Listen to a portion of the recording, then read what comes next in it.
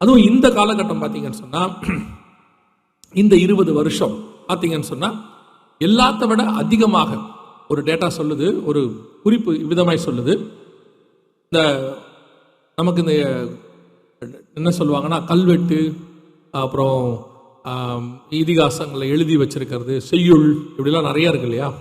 எல்லா டேட்டாஸ் இது வரைக்கும் மனுஷன் எழுதுனதுல இந்த 30-40 வருஷம்தான் இருக்கிறதுலே அதிகமாக மனுஷன் டேட்டா ஸ்டோர் பண்ணியிருக்கிறானோ. அதாவது இப்போ நீங்கள் எல்லாருமே பார்த்தீங்கன்னா டைப் பண்ணுறீங்கல்ல, ஒரு 100 வருஷத்துக்கு முன்னாடி பார்த்தா படித்தவங்க மட்டும்தான் இருப்பாங்க, அவங்க மட்டும்தான் எழுதுவாங்க, அவங்க தான் ஸ்டோர் பண்ணுவாங்க. அன்னைக்கு உள்ள ஸ்டோரேஜ்னா புத்தகத்தில் எழுதுறது, தோல் சூழலில் எழுதுறது, கல்லில் எழுதுறது.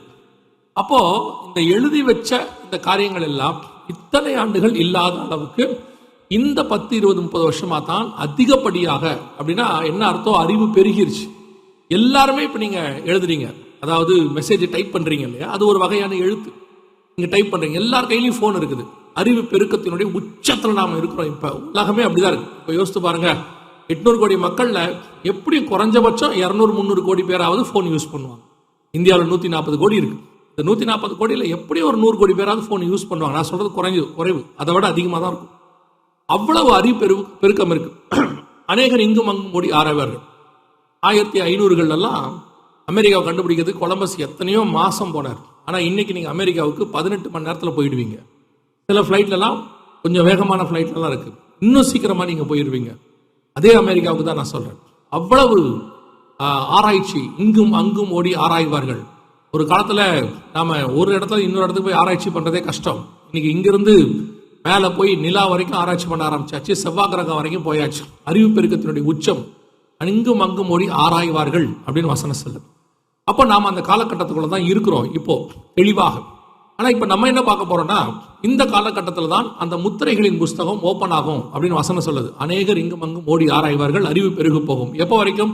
முடிவு காலத்தில் இதெல்லாம் நடக்கும் அப்படின்னு. இப்போ வாசிங்க, வெளிப்படுத்தின விசேஷம் 6ஆம் அதிகாரம் 1வது வசனத்தை வாசி. ஆட்டுக்குட்டியானவர் முத்திரைகளில் ஒன்றை உடைக்க கண்டேன். அப்ப வசனம் தெளிவா சொல்லுது, 6ஆம் அதிகாரத்தில் முத்திரைகள் உடைக்கப்படுகிறது. அநேகருக்கு ஒரு சில சந்தேகங்கள் இருக்கிறது. குறிப்பாக இந்த முத்திரைகளை குறித்து சந்தேகம் இருக்கு. நிறைய பேர் இந்த முத்திரைகள் இப்போ உடைக்கப்படும், அப்போ உடைக்கப்படும், அது இப்படி நிறைய சொல்லிட்டே இருக்கிறாங்க. நாங்க ஆண்டவருக்குள்ள வந்த புதுசுல, நான் சொல்ற 30 வருஷத்துக்கு முன்னாடி இந்த முத்திரைகளை குறித்தெல்லாம் சொல்லப்படும் பொழுது அது வருகைக்கு பின்னால் தான் உடைக்கப்படும். அதாவது சபை எடுத்துக்கொள்ளப்பட்ட பிறகுதான் 6ஆம் அதிகாரம் நடக்கும் அப்படின்னு சொல்லுவாங்க.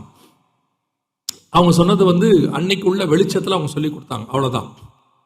எப்படி அப்படின்னு கேட்டா, அதுக்கு அவங்க சொல்ற வசனங்கள் என்னவா இருக்கும் அப்படின்னு கேட்டீங்கன்னா, 2-3 அதிகாரங்கள் வெளிப்படுத்தின விசேஷத்துல சபைகளை பத்தி வருது. 7 சபைகளை குறித்து வருகிறது, எபேசில் ஆரம்பிச்சு லவோதிக்கேயா வரைக்கும். 4ஆம் அதிகாரத்துல 1-2-3 வசனத்துல கர்த்தர் என்ன செய்யறாரு? இங்கே ஏறி வா, இவைகளுக்கு பின்பு சம்பவிப்பதை நான் உனக்கு காண்பிப்பேன் அப்படின்னு சொல்லி யோவான் கிட்ட சொல்றாரு. அப்போ அன்னைக்குள்ள பரிசுத்தவான்கள் அதை எப்படி எடுத்துக்கிட்டாங்கன்னா, 3ஆம் அதிகாரத்தோட சபையின் காலம் முடிவடைந்து விடுகிறது. 4ஆம் அதிகாரத்துல இங்கே ஏறிவான்னு ஆண்டவர் சபையை பார்த்து சொல்றாரு. சபை பரலோகத்துக்கு போய் விடுகிறது. ஸோ 4ஆம் அதிகாரத்துக்கு பின்னாடி நடக்கிற சம்பவம் எல்லாம் வருகைக்கு பின்னாடி தான் நடக்கணும். அந்த சம்பவங்கள் 4ஆம் அதிகாரத்துக்கு முன்னாடி உள்ளது வருகைக்கு முன்னாடி நடக்கணும் அப்படின்னு சொன்னாங்க. ஆனா என்ன ஒரு விஷயம்னா, இங்கே ஏறிவான்னு ஆண்டவர் யோவானை பார்த்து சொன்னார், இவைகளுக்கு பின்பு சம்பவிப்பதை காண்பிப்பேன் அப்படின்னு சொன்ன அந்த காரியம் எல்லாருமே எப்படி எடுத்துக்கிறாங்க அப்படின்னு கேட்டா, வருகைக்கு அப்புறம் தான் இந்த சம்பவம் நடக்கும்போது இந்த யோவான் தான் சபை அப்படின்னு எடுத்துக்கிறாங்க. ஒரு இடத்திலும் யோவானை சபைக்கு ஓமையாகவோ உருவகமாகவோ ஆண்டவர் சொல்லவே இல்லை. ஒரு இடத்துல கூட சொல்லலை. யோவானை கிட்ட சொல்லும் போது கூட ஆசியாவில் உள்ள 7 சபைகளுக்கு எழுது அப்படின்னு தான் சொன்னார் 1ஆம் அதிகாரத்துல வெளிப்படுத்தின விசேஷத்தில். அது மட்டும் இல்லாதபடிக்கு ஒவ்வொரு சபைக்கும் எழுதும் போது எபேசு சபையின் தூதனுக்கு நீ எழுத வேண்டியது என்னவெனில் அப்படின்னு தான் சொல்றாரு. அது யோவான் வேறு, சபை வேறு. இன்னும் நீங்க கொஞ்சம் போய் டீப்பா பாருங்க. 22ஆம் அதிகாரத்துல சொல்லும் போது, ஆவியும் மனவாட்டியும் வா என்பார்களாக, கேட்கிறவனும் வா என்பானாக, இவைகளை உங்களுக்கு சாட்சியா எழுதுகிறவன் அப்படின்னு யோவான் தன்னை தனியாக சொல்றார். அப்போ சபையும் யோவானும் ஒண்ணு அல்ல. எதுக்காக உங்களுக்கு இந்த விளக்கத்தை கொடுக்கிறேன்னா, ஒரு கூட்டம் என்ன சொல்லிட்டு இருக்காங்க, நம்பிக்கிட்டு இருக்கிறாங்க அப்படின்னா, இந்த 4ஆம் அதிகாரம் 5ஆம் அதிகாரத்துல இந்த 6ஆம் அதிகாரத்துல உள்ள சம்பவங்கள்லாம் வருகைக்கு பின்னாடி நடக்கும் அப்படின்னு நினைக்கிறாங்க. இன்னும் அடுத்த பாயிண்ட், யோவான் போய் 4ஆம் அதிகாரத்துல பரலோகத்தை பார்க்கிறார். அதுல சிங்காசனத்துல ஒருத்தர் வீற்று இருக்கிறார் அப்படின்றலாம் பார்க்கிறார். நான் சிங்காசனத்தை கண்டேன், அதில் ஒருவர் வீற்றிருந்தார், அதை சுற்றிலும் ஒரு வானவில் இருந்தது, அது மரகத்தை போல் இருந்தது, சுற்றி 24 மூப்பர்கள், 4 ஜீவன்கள், 7 ஆவிகள் எல்லாம் பார்க்கிறார். ஆனால் சபையை அங்கே பார்த்ததாக சொல்லவில்லை. அங்க சபை இருக்கிறதாக அவர் பார்க்கவே இல்லை. ஆனால் 5ஆம் அதிகாரத்திலையும் அவர் சிங்காசனத்தை பார்க்கிறார். சிங்காசனத்தில் ஒருவர் வீற்றிருந்தார், அவர் நீடித்த ஆயுசுள்ளவர். அப்புறம் இயேசுவை பத்தி சொல்லும் பொழுது ஆட்டுக்குட்டி வண்ணமாய், அடிக்கப்பட்ட வண்ணமாய் இருக்கிற ஆட்டுக்குட்டியானவர் அங்கே வந்தார், யூதா கோத்திரத்து சிங்கமும் தாவீது மேருமானவர், எல்லாம் அப்படி இருக்கு. அப்படி இருக்கும்போது சபையை பார்த்ததாக அவர் சொல்லல. 4ஆம் அதிகாரத்திலையும் சொல்லல, 5ஆம் அதிகாரத்திலையும் சொல்லல. ஆனால் 7ஆம் அதிகாரத்துல அவர் என்ன செய்யறாரு, சிங்காசனத்தை பார்க்கிறார். நல்லா கவனிச்சு கொள்ளுங்க. ஏன் இந்த இன்ட்ரோடக்ஷன் கொடுத்துட்டு நான் செய்திக்குள்ள போறேன்னா, ஒரு பெரிய கூட்டம் இந்த செய்தியெல்லாம் தப்பு, நம்பாதீங்க, முத்திரையெல்லாம் இன்னும் உடைக்கப்படல அப்படின்னு சொல்லிக்கிட்டே இருக்கிறாங்க. நீங்க அதை புரிஞ்சுக்கிறதுக்கு தான் இப்ப அவங்களுக்குமே நாங்க சொல்றோம். அப்பனா முத்திரைகள் உடைக்கப்படுறதுக்கு முன்னாடி சபை பரலோகத்தில் இருக்கிறதுக்கான ப்ரூஃப் என்ன வசனத்துல இருக்குன்னா அதையும் சொல்ல மாட்டேங்கிறாங்க. அப்போ வசனத்தின்படி 7ஆம் அதிகாரத்துல 9வது வசனத்துல தான் சபை பரலோகத்தில் நிற்கிறதை யோவான் பார்க்கிறார். வாசிங்க 7ஆம் அதிகாரம் 9ஆம் வசனம், வெளிப்படுத்தின விசேஷம். 7ஆம் அதிகாரம் 9ஆம் வசனம், வெளிப்படுத்தின விசேஷம். இவைகளுக்கு பின்பு நான் பார்த்த பொழுது, இதோ சகல ஜாதிகளிலும் கோத்திரங்களிலும் ஜனங்களிலும் பாஷைக்காரர்களிலும் இருந்து வந்ததும் ஒருவனும் எண்ணக்கூடாததுமான திரளான கூட்டமாகிய ஜனங்கள் வெள்ளை அங்கிகளை தரித்து தங்கள் கைகளில் குருத்தோலைகளை பிடித்து சிங்காசனத்திற்கு முன்பாகவும் ஆட்டுக்குட்டியானவருக்கு முன்பாகவும் நிற்க கண்டேன். இதான் சபை நிக்கிறத அவர் பார்க்கிறார். சபை நிக்கிறத 1ஆம்ல பார்க்கல, 4ஆம் அதிகாரத்துல பார்க்கல, 5ஆம் அதிகாரத்துல பார்க்கல, 7ஆம் அதிகாரத்துல சபை நிக்கிறத அவர் பார்க்கிறார். சரி, இந்த கூட்டம் சபைதானா அப்படிங்கிறதுக்கு ஏதாவது சந்தேகம்? ஒருவேளை இஸ்ரவேல் கோத்திரமா இருந்தா எப்படி அப்படின்னு கேட்டீங்கன்னா, அதே 7ஆம் அதிகாரம் 1 முதல் 8 வசனத்துல இஸ்ரவேல் ஜனங்கள் 12,000 கோத்திரம் 1,44,000 பேரை குறித்து சொல்லப்பட்டிருக்கு. அவங்கள பத்தியும் அங்க விளக்கமா இருக்கு. சோ அவங்கள பத்தின எண்ணிக்கை அங்க இருக்கு. ஆனா இந்த ஜனங்க யார் அப்படின்னு அடுத்து கேட்கிறாங்க அங்க இருக்கிற தூதன். அப்ப யோவான் சொல்றார், தெரியல. அப்போ தூதன் அதுக்கான விளக்கத்தை சொல்றாரு.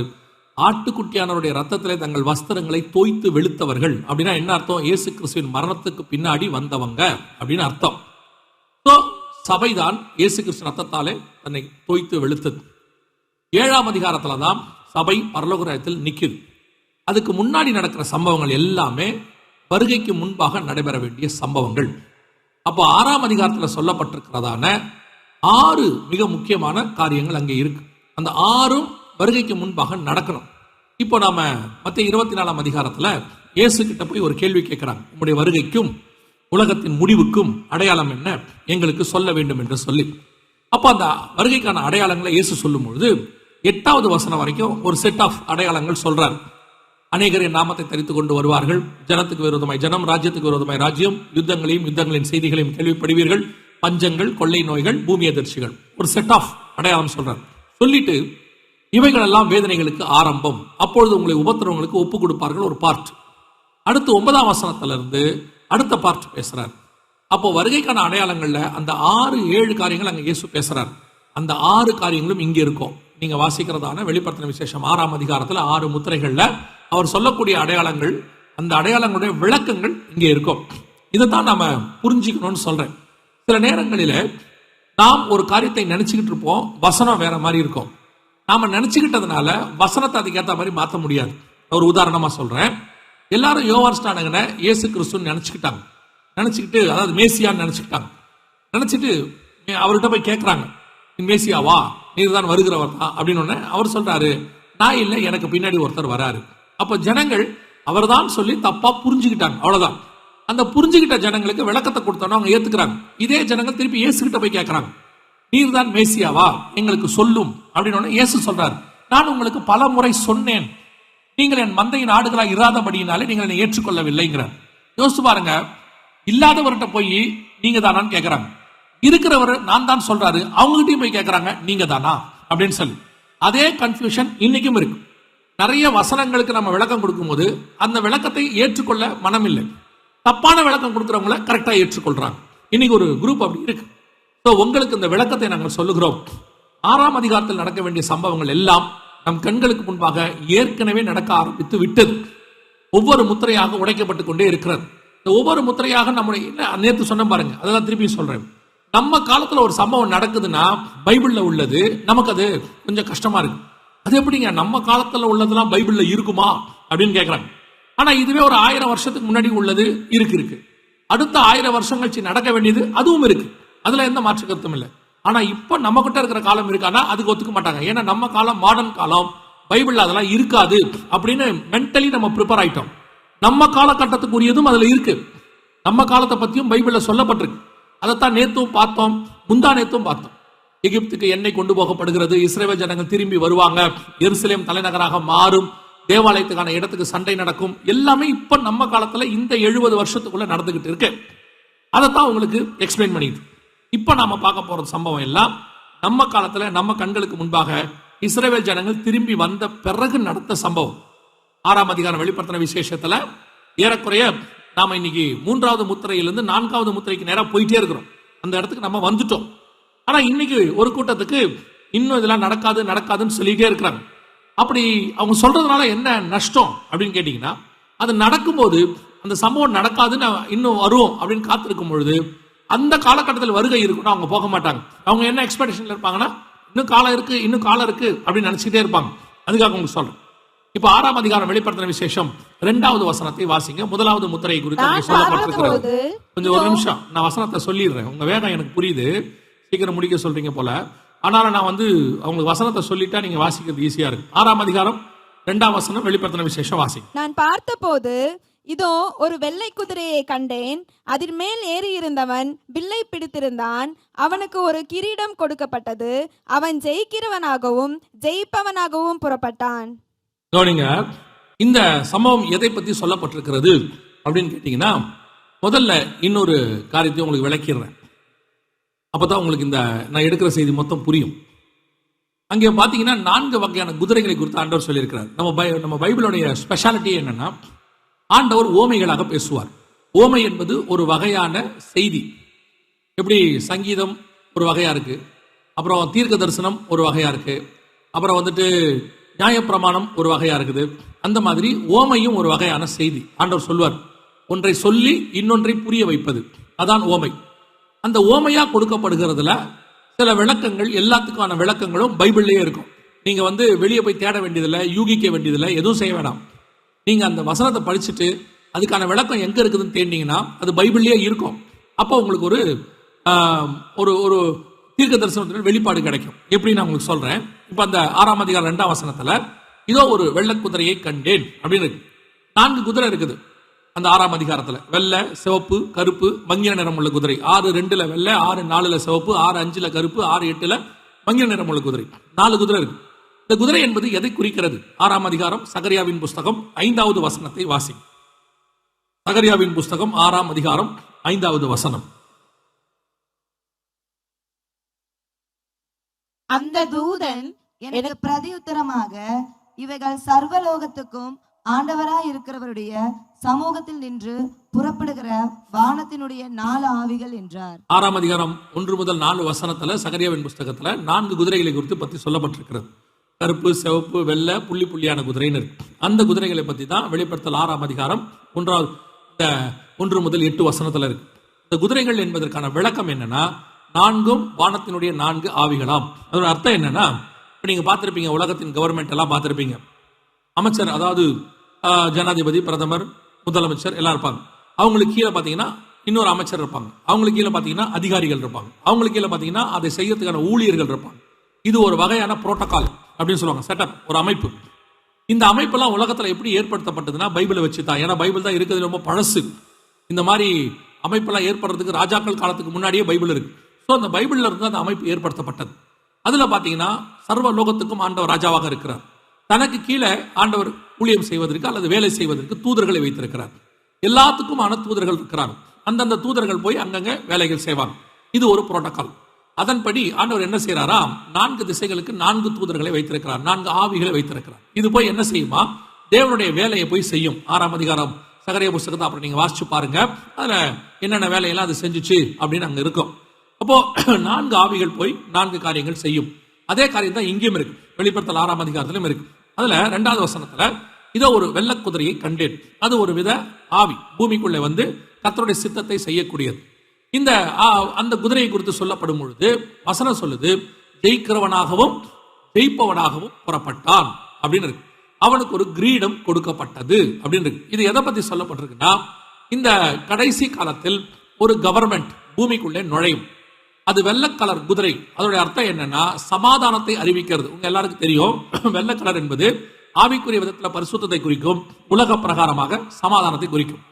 ஜெயிக்கிறவனாகவும் ஜெயிப்பவனாகவும் புறப்பட்டான். இது எங்க இருக்கு? வெளிப்படுத்தின விசேஷம் 13ஆம் அதிகாரம் 7வது வசனத்தை வாசி. வெளிப்படுத்தல் 13:7 வாசி.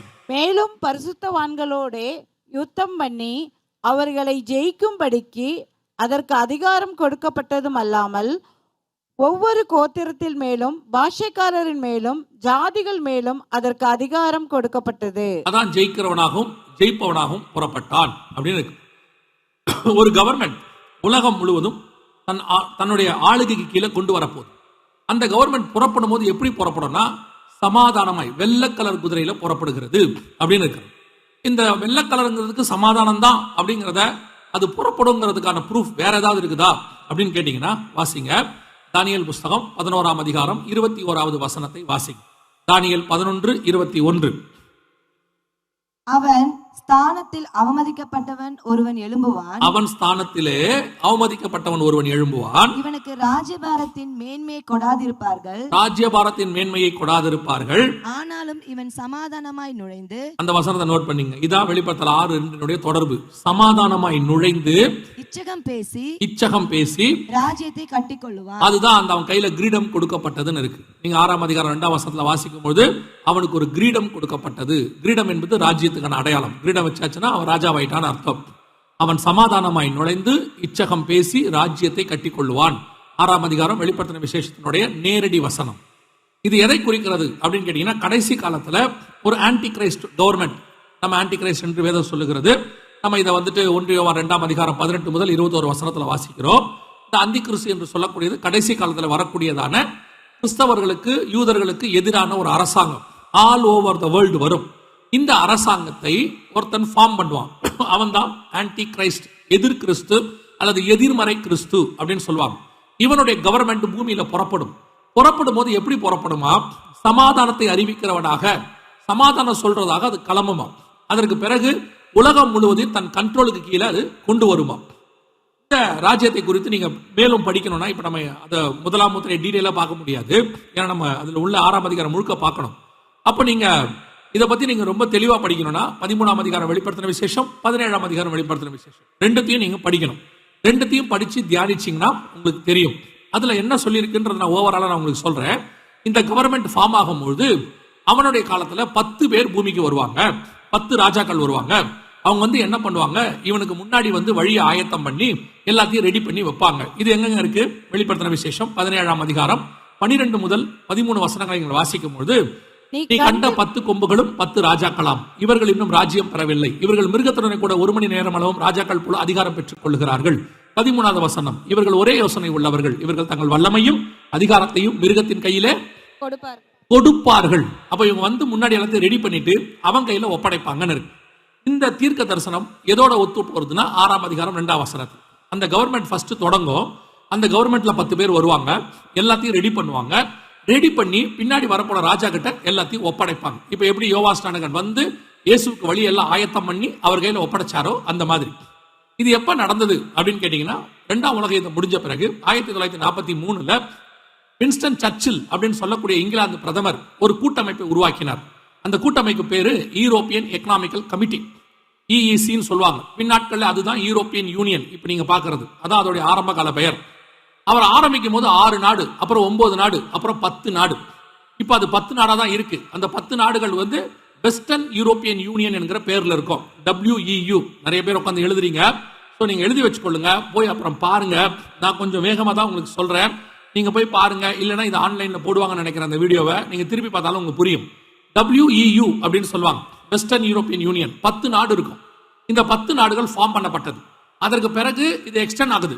எக்ஸ்டெண்ட் ஆகி இந்த 10 நாடுகளுக்கு கீழே தான் எல்லா நாடும் இருக்கும். இந்த 10 நாடு தான் வீட்டோ பவர் மாதிரி நல்ல ஒரு பவர்ஃபுல் இருப்பாங்க 10 பேர். அதுக்கு கீழே மிச்ச எல்லா நாடுகளும் இருக்கும். இப்ப இவங்க கொஞ்சம் கொஞ்சமா எல்லா நாடுகளையும் தங்க கண்ட்ரோலுக்கு கீழே கொண்டு வராங்க. ஏறக்குறைய ஐரோப்பா முழுக்க இவங்க கண்ட்ரோலுக்கு போயிருச்சு. அதை தாண்டி அவங்க வந்து ஆசியாக்குள்ள வராங்க. ஆசியாக்குள்ள வராம தான் ரஷ்யா தடுத்துக்கிட்டு இருக்கு. இப்போ உக்ரைன் ரஷ்யா பிரச்சனை அதுல ஒரு காரணமாக இருக்கிறது. இப்போ கொஞ்சம் கொஞ்சமா எல்லாத்தையும் தங்கள் கண்ட்ரோலுக்கு கீழே கொண்டு வராங்க. ஆனா இவங்க நுழையும் போது எப்படி நுழைவாங்க அப்படின்னு கேட்டீங்கன்னு சொன்னா, வசனம் சொல்லுது, இவர்கள் சமாதானமாய் நுழைந்து இச்சகம் பேசி ராஜ்யத்தை கட்டிக்கொள்வார்கள் அப்படின்னு. இப்ப இந்த தீர்க்க தரிசனம் எப்ப நிறைவேறுச்சுன்னு பாத்தீங்கன்னு சொன்னா 2012 இந்த தீர்க்க தரிசனம் நடந்துச்சு. இந்த வீடியோல அவர் என்ன சொல்றாரு அப்படின்னு கேட்டீங்கன்னு சொன்னா, 2012க்கான சமாதானத்துக்கான நோபல் பரிசு யூரோப்பியன் யூனியனுக்கு வழங்கப்படுவதாக அவர் சொல்றார். இந்த வீடியோல அவர் சொல்லக்கூடியது 2012க்கான நோபல் பரிசு யூரோப்பியன் யூனியனுக்கு. இந்த சமாதானத்துக்கான நோபல் பரிசு இதுவரைக்கும் எந்த நாட்டுக்கும் கொடுக்கப்பட்டதே இல்லை. மனுஷனுக்கு மட்டும்தான் கொடுக்கப்பட்டிருக்கு.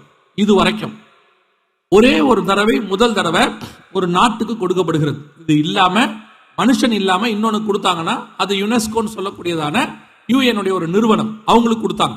அதை தவிர்த்து வேற யாருக்கும் இதுவரைக்கும் சமாதானத்துக்கான நோபல் பரிசு ஒரு நாட்டுக்கு கொடுக்கப்பட்டதல்ல. ஆனா அங்க வசனம் சொல்லுது, வெள்ளை கலர் குதிரை புறப்பட்டது. அது ஒரு கவர்மெண்ட், ஒரு வெள்ளை கலர் குதிரை புறப்பட்டது. சமாதானத்தை, வெள்ளை கலர்னா சமாதானத்தை, சமாதானமாய் நுழைந்து இச்சகம் பேசி ராஜ்யத்தை கட்டிக் கொள்வான். 2012 இது புறப்பட்ட போது இப்போ டோட்டல் வேர்ல்டும் நல்லா கவனிச்சிங்கன்னா அமெரிக்காவுடைய டவுனை பார்க்குது. நாங்கள் இந்த காலம் இது வந்ததுல இருந்து நாங்கள் சொல்லிட்டு இருக்கிறோம் அமெரிக்கா வீழ்ச்சி அடையும், அமெரிக்கா வீழ்ச்சி அடையும்னு சொல்லி. நேற்று உங்களுக்கு சொன்னேன் $5 trillion வரைக்கும் அவுட். இன்னைக்கு மட்டுமே $10 லட்சம் கிட்ட அவுட்.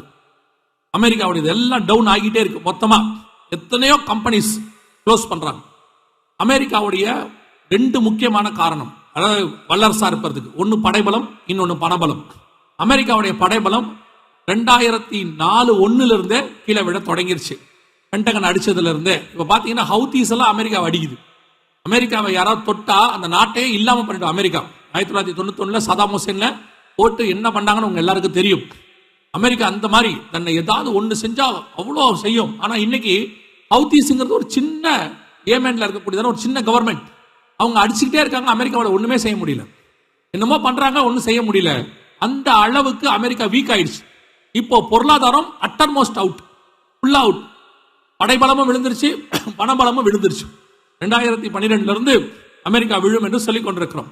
இப்போ அமெரிக்கா வீழ்ச்சி அடைந்துட்டது. அந்த இடத்துல மாற்றாக இன்னொரு வல்லரசு உருவாகணும். ஏன் அவர் வருவாரா, இந்த நாடு வருமா, அந்த நாடு வருமா அப்படின்னு எல்லாரும் நினைச்சிட்டு இருக்கிறாங்க. வேதத்தின் படி அடுத்து யூரோப்பியன் யூனியன் எழும்பும், யூரோப் மேல எழும்பும். யூரோ கரன்சி தான் உலகத்தினுடைய மைய கரன்சியாக மாறும். இப்போ அமெரிக்கா இந்த டாலருக்கு பதிலாக அமெரிக்கா 1931 அந்த இடத்துக்கு வந்துச்சு. அதுக்கு முன்னாடி யூகே உடைய பவுண்டு தான் இருந்துச்சு. யூகே கீழே விழுந்து யுஎஸ் வந்துச்சு. இப்போ யுஎஸ் விழுது, EU வருது.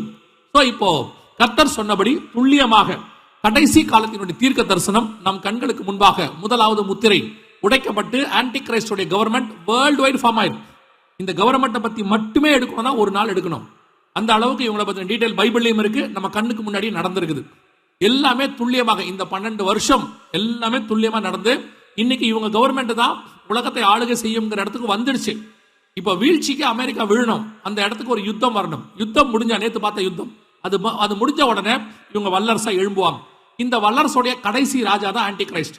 அவன் வருவதற்கு முன்பதாக இந்த அரசாங்கம் ஆரம்பிக்கும் பொழுதே நம்முடைய வருகை இருக்கும், கர்த்தருடைய வருகை இருக்கும் என்று எதிர்பார்க்கப்படும். அப்பனா நமக்கு வருகை எவ்வளவு சீக்கிரத்தில் இருக்குன்னு பாருங்க. ஆன்டி கிரைஸ்டோட கவர்மெண்ட் எழும்பிருச்சு. இதுல அவன் உட்காரணும், அவ்வளவுதான். அதுக்கு முன்னாடி தான் இயேசு வருவேன் என்று வாக்கு பண்ணினார். நேத்தும் அதை தான் சொன்னேன். இவைகள் சம்பவிக்க தொடங்கும் போது நம்முடைய மீட்பு சமமாக இருக்கிறது. அதுதான் ஒவ்வொரு காரியத்திலும் நீங்க புரிஞ்சுக்கணும். கர்த்தருடைய வருகை எப்ப வேணாலும் சம்பவிக்கும். ஆண்டவர் வரத்துக்கு முன்னாடி எழும்ப வேண்டிய கவர்மெண்ட் இப்ப ரெடியா இருக்கு நம்ம கண்ணுக்கு முன்னாடி. இந்த கவர்மெண்ட்ல வர ஒருத்தவன் ஆன்டி கிரைஸ்டாக இருப்பான். யாராவது இப்படி யோசிச்சு பாருங்க. ஜெர்மனி மாதிரி ஒரு நல்ல நாடு ஒரு காலத்துல கிடையாது. அதுல ஹிட்லர்னு ஒருத்தர் வருவார்னு எதிர்பார்த்தாங்களா? இல்ல. ஒரு காலகட்டத்தில் ஸ்ரீலங்கா மாதிரி ஒரு நல்ல கவர்மெண்ட் கிடையாது. அதுல யாராவது ராஜபக்ஷே மாதிரி ஒரு ஆள் வருவாங்கன்னு எதிர்பார்த்தாங்களா? இல்ல. கொன்று குவிச்சாங்க ஜனங்களை போட்டு. அதே மாதிரிதான் அமெரிக்கால இருந்த கவர்மெண்ட்ல இப்ப ட்ரம்ப் பண்ற மாதிரி வேலையை ஒருத்தர் செய்வார்னு யாராவது எதிர்பார்த்தாங்களா? இல்ல. சடனா ஒரு ஆள் அப்படி எழும்புவாங்க. எப்படி எழும்புவாங்கன்னு தெரியாது. அவங்களுடைய மைண்ட் அப்படி ஆயிடும். அதே மாதிரிதான் யூரோப்பியன் யூனியன்ல ஒரு சர்வாதிகாரி எழும்புவார். ஏற்கனவே யூரோப்ல நிறைய சர்வாதிகாரிகள் எழும்பி இருக்கிறாங்க. நெப்போலியன்ல இருந்து, அப்புறம் நெப்போலியன் பிரான்ஸ்ல இருந்து வந்தாரு. அலெக்சாண்டர் வந்து கிரீஸ்ல இருந்து வந்தாரு, யூரோப்புக்குள்ள இருந்து நிறைய சர்வாதிகள் வந்திருக்காங்க. ஜெர்மனில இருந்து ஹிட்லர் வந்தாரு, இத்தாலியில இருந்து முசோலினி வந்தாரு, நிறைய சர்வாதிகாரிகள். அதுல கடைசியா வரப்போற ஆள் தான் இப்ப வரப்போறது. நம்ம கண்ணுக்கு முன்னாடி இந்த கவர்மெண்ட் இருக்கு. ஆனால் வசனத்தின்படி 2 தெசலோனிக்கேயர் 2ஆம் அதிகாரம் 4 முதல் 9 வசனத்தின்படி நாம் இந்த கவர்மெண்ட் ஃபார்ம் ஆகி அதில் ஆன்டிகிரைஸ்ட் உட்காரத்துக்கு முன்னாடி உங்களை என்னை மீட்க வருவேன் என்று கர்த்தர் வாக்கு பண்ணி இருக்கிறார். அப்ப யோசிச்சு பாருங்க, இப்ப நமக்கு இருக்கிற டைம் அவரை சந்திப்பதற்கான ஆயத்தப்படுகிற டைம் மட்டுமே. நமக்கு இருக்கிற காலகட்டம் அதுக்குரியதான். இன்னும் நீங்கள் நோவா காலத்தை போல புசித்து குடித்து பெண் கொண்டு பெண் எடுத்து இன்னும் 25 வருஷம் கழிச்சு என்ன நடக்கும், 50 வருஷம் கழிச்சு என்ன நடக்கும், அது நடக்கிறது நடக்கட்டும். இதுக்கு முன்னாடி 25 வருஷமா உங்களை எப்படி ஆண்டவர் நடத்தி கொண்டு வந்தாரோ, வருகை தாமதிச்சா அடுத்த 25 வருஷமும் நடத்த அவர் வல்லமை உள்ளவராக இருக்கிறார். நம்முடைய வேலை அவரை சந்திப்பதுக்கு ஆயத்தப்படுவது மட்டும். உங்களுக்கு மிக தெளிவாக ஆண்டவர் சொல்லிட்டு இருக்கிறார்.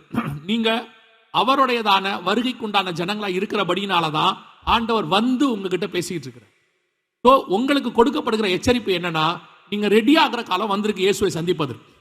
உங்க ஆவி ஆத்மா சரீரம் அவரை சந்திப்பதற்கு ரெடியா இருக்குதாங்கிறத ஒவ்வொரு நாளும் உங்களை சுய பரிசோதனை பண்ணி பார்க்கணும். இல்ல நடக்காது, வாய்ப்பு இல்லை, இனிமேட்டு இன்னும் நாள் இருக்குது, காலம் செல்லும் அப்படின்னு சொன்னா, ஒரு ஓமையில் ஆண்டவர் சொல்றாரு, சொல்ல ஊழியக்காரன் என்ன சொன்னாராம், எஜமான் வர நாள் செல்லும் என்று நிர்விசானமா இருந்தானா, நினையாத நாளிலே மனுஷன் எஜமான் வந்தாருன்னு இருக்கு. அதே காரியம் நடக்கும். முதலாவது முத்திரை 2012 உடைக்கப்பட்டது. அடுத்து 6ஆம் அதிகாரம் 4ஆம் வசனம், வெளிப்படுத்தின விசேஷம் வாசிங்க. அப்பொழுது சிவப்பான வேறொரு குதிரை புறப்பட்டது. அதன் மேல் ஏறி இருந்தவனுக்கு பூமியில் உள்ளவர்கள் ஒருவரை ஒருவர் கொலை செய்யத்தக்கதாக சமாதானத்தை பூமியில் இருந்து எடுத்து போடும்படியான அதிகாரம் கொடுக்கப்பட்டது. ஒரு பெரிய பட்டயமும் அவனுக்கு கொடுக்கப்பட்டது. இது எதை பத்தி சொல்லப்பட்டிருக்கிறது அப்படின்னு பாத்தீங்கன்னு சொன்னா, செகண்ட் சீல். இங்கே சிவப்பான ஒரு குதிரை பத்தி வேதம் சொல்லுது. எதை பத்தி ஏற்கனவே சொல்லிட்டேன், குதிரை என்பது ஒரு ஆவி. இப்ப இந்த வசனத்தை எப்படி போன வசனத்தை எக்ஸ்பிளைன் பண்ணமோ அதே மாதிரி ஒவ்வொரு பார்ட்டா உங்களுக்கு எக்ஸ்பிளைன் பண்ண போறோம், லைன் பை லைன். நீங்க கவனிச்சீங்கன்னா ஈஸியா புரியும். இப்ப அந்த தூதன் கையில ஒரு பட்டயம், பெரிய பட்டயம் கொடுக்கப்பட்டதாக சொல்லப்படுகிறது. தூதன் கையில் கொடுக்கப்படுகிற பெரிய பட்டயம் என்றால் என்ன? தூதன் கையில ஒரு பட்டயம் கொடுத்திருக்காங்க, அது பெரிய பட்டயம் அப்படின்னு சொல்லுது. பெரிய பட்டயம்னா என்ன அப்படின்னு பார்த்தா, பைபிள்ல 3 பேர்கிட்ட தான் பட்டயம் இருக்கும். ஒன்று தேவன்கிட்ட இருக்கும், இன்னொன்று மனுஷங்கிட்ட இருக்கும், இன்னொன்று தூதன் கையில் இருக்கும். மனுஷங்கிட்ட இருக்கிற பட்டயத்துக்கு பேர் என்னன்னு பார்த்தீங்கன்னா, 1 சாமுவேல் 17ஆம் அதிகாரத்துலலாம் இருக்கு, நிறைய இடத்துல இருக்கு. குறிப்பாக 1 சாமுவேல் 17ல் ஒன்று கோலியாத்தின் கையில் பட்டயம் இருக்கும், இன்னொன்று சவுலின் கையில் பட்டயம் இருக்கும். இது ரெண்டுமே மனுஷ கையில் உள்ள பட்டயம். 2 பேரும் யுத்தத்துக்கு வராங்கன்னு அர்த்தம். இப்போ வசனம் சொல்லும், தாவீதின் கையில் பட்டயம் இல்லாது இருந்தது, தாவீது ஓடி சென்று அந்த கோலியாத்தின் பட்டயத்தை எடுத்து அவன் தலையை வெட்டினான் அப்படின்னு இருக்கு. அப்போ கோலியாத்தின் பட்டயம், தாவீதின் பட்டயம், அப்புறம் சவுலின் பட்டயம், இதெல்லாம் எதை குறிக்குதுன்னா யுத்தம், யுத்தத்தை குறிக்குது. இதுக்கு முன்னாடி ஆவிக்குரிய அர்த்தம் இருக்கு, ஆனால் வெளிப்படையா பார்த்தீங்கன்னா ஒரு யுத்தத்தை குறிக்கிறது. அப்போ மனுஷன் கையில் யுத்தம் பட்டயம் இருந்தா அதுக்கு பேர் சண்டை, யுத்தம் அப்படின்னு அர்த்தம். 2வது, தேவன் கையில் உள்ள பட்டயம்னா எதை குறிக்குது? உங்க எல்லாருக்கும் தெரிஞ்சதுதான். எபேசியருக்கு நிருபம் 6ஆம் அதிகாரத்துல 17 முதல் 19 வசனத்துல நீங்கள் வாசிங்க பார்ப்போம். 17வது வசனம், பிரச்சன்யம் என்னும் தலைச்சீராவையும் தேவ வசனமாகிய ஆவியின் பட்டயத்தையும் எடுத்துக்கொள்ளுங்கள். தேவ வசனமாகிய ஆவியின் பட்டயம். அப்ப தேவனுடைய பட்டயம் என்பது எதை குறிக்குதுன்னு கேட்டீங்கன்னா, தேவ வசனம். கர்த்தருடைய வசனம் ஒரு பட்டயம், அது தேவனிடத்தில் இருக்கிறது, ஆவியானவர் இடத்துல இருக்கிறது. இப்ப நீங்க வெளிப்படுத்தல் 19ஆம் அதிகாரம் கடைசி 2 வசனத்தை வாசிக்கும் பொழுது தேவன் வருகிறார். வரும்போது அவர் வாயிலிருந்து ஒரு பட்டயம் புறப்பட்டு எல்லாரையும் விட்டோம். அப்படின்னா என்ன அர்த்தம்னா, அவர் வாயிலிருந்து கத்தி வந்துச்சு அப்படின்னு அர்த்தம் கிடையாது. அவரோட அர்த்தம் என்னன்னா, அவர் வாயிலிருந்து நியாய தீர்ப்பின் வார்த்தைகள் வந்ததுன்னு அர்த்தம். நம்ம ஆண்டவரை பார்த்தீங்கன்னா, அவர் பேசும்போது கிருபை பொருந்தினவராய் பேசினார், இது ஒரு இடத்துல இருக்கும். ஒரு இடத்துல பார்த்தீங்கன்னா முகதாட்சண்யம் இல்லாமல் பேசினார் அப்படின்னு இருக்கு. ஒரு இடத்துல பார்த்தீங்கன்னா நியாய தீர்ப்பை பத்தி பேசினார், பெத்சாயிதாவே உனக்கு ஐயோ, கப்பர்நகுமே உனக்கு ஐயோ. கர்த்தருடைய வார்த்தைகள்ல நிறைய இருக்கு. நியாய தீர்ப்பின் வார்த்தை இருக்கு, அடுத்து கிருபை பொருந்தின வார்த்தை இருக்கு, முகதாட்சண்யம் இல்லாத வார்த்தை இருக்கு. அதுல இந்த பட்டயம் என்பது கர்த்தருடைய நியாய தீர்ப்பின் வார்த்தை. அதே காரியத்தை சபைக்கு சொல்லும் பொழுது ஆண்டவர் சொல்லுகிற வார்த்தை என்னன்னா, வெளிப்படுத்தின விசேஷத்துல வாசிக்கிறீங்க, இருபுறம் கருக்குள்ள பட்டயத்தை உடையவர் சொல்லுகிறதாவது. அதோட அர்த்தம் என்னன்னா, கர்த்தருடைய வசனம் 2 புறமும் கருக்குள்ளது, அது உள்ளேயும் குத்தம் வெளியும் குத்தம். அதனுடைய அர்த்தம், ஒரு பிரசங்கம் பண்ணும்போது ஒரு ஊழியக்காரனையும் அந்த வார்த்தை மாற்றும், அதே நேரத்தில் பிரசங்கத்தை கேட்கிறவங்களையும் மாற்றும். அப்போ கர்த்தருடைய பட்டயம் என்பது வார்த்தை. இப்ப நமக்கு தேவை தூதன் கையில் உள்ளதான பட்டயம். அந்த பட்டயம் என்பது எதை குறிக்கிறது? வாசிங்க 1 நாளாகமத்தின் புஸ்தகம் 21ஆம் அதிகாரம் 12வது வசனத்தை வாசி. 1 நாளாகமம் 21:12.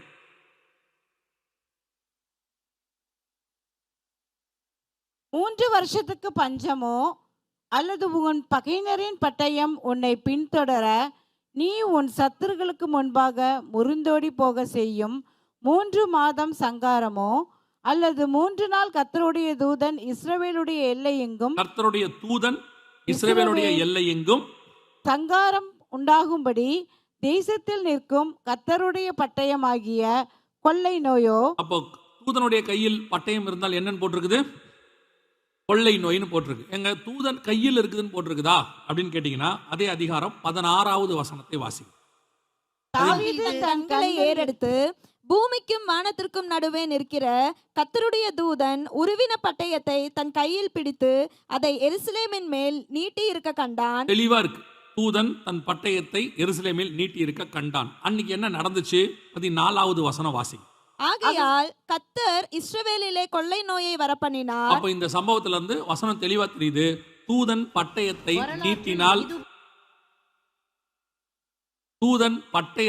நீட்டினால் கொள்ளை நோய் என்பது, தூதன் கையில பட்டயம் இருந்தால் அது கொள்ளை நோய் என்று அர்த்தம்.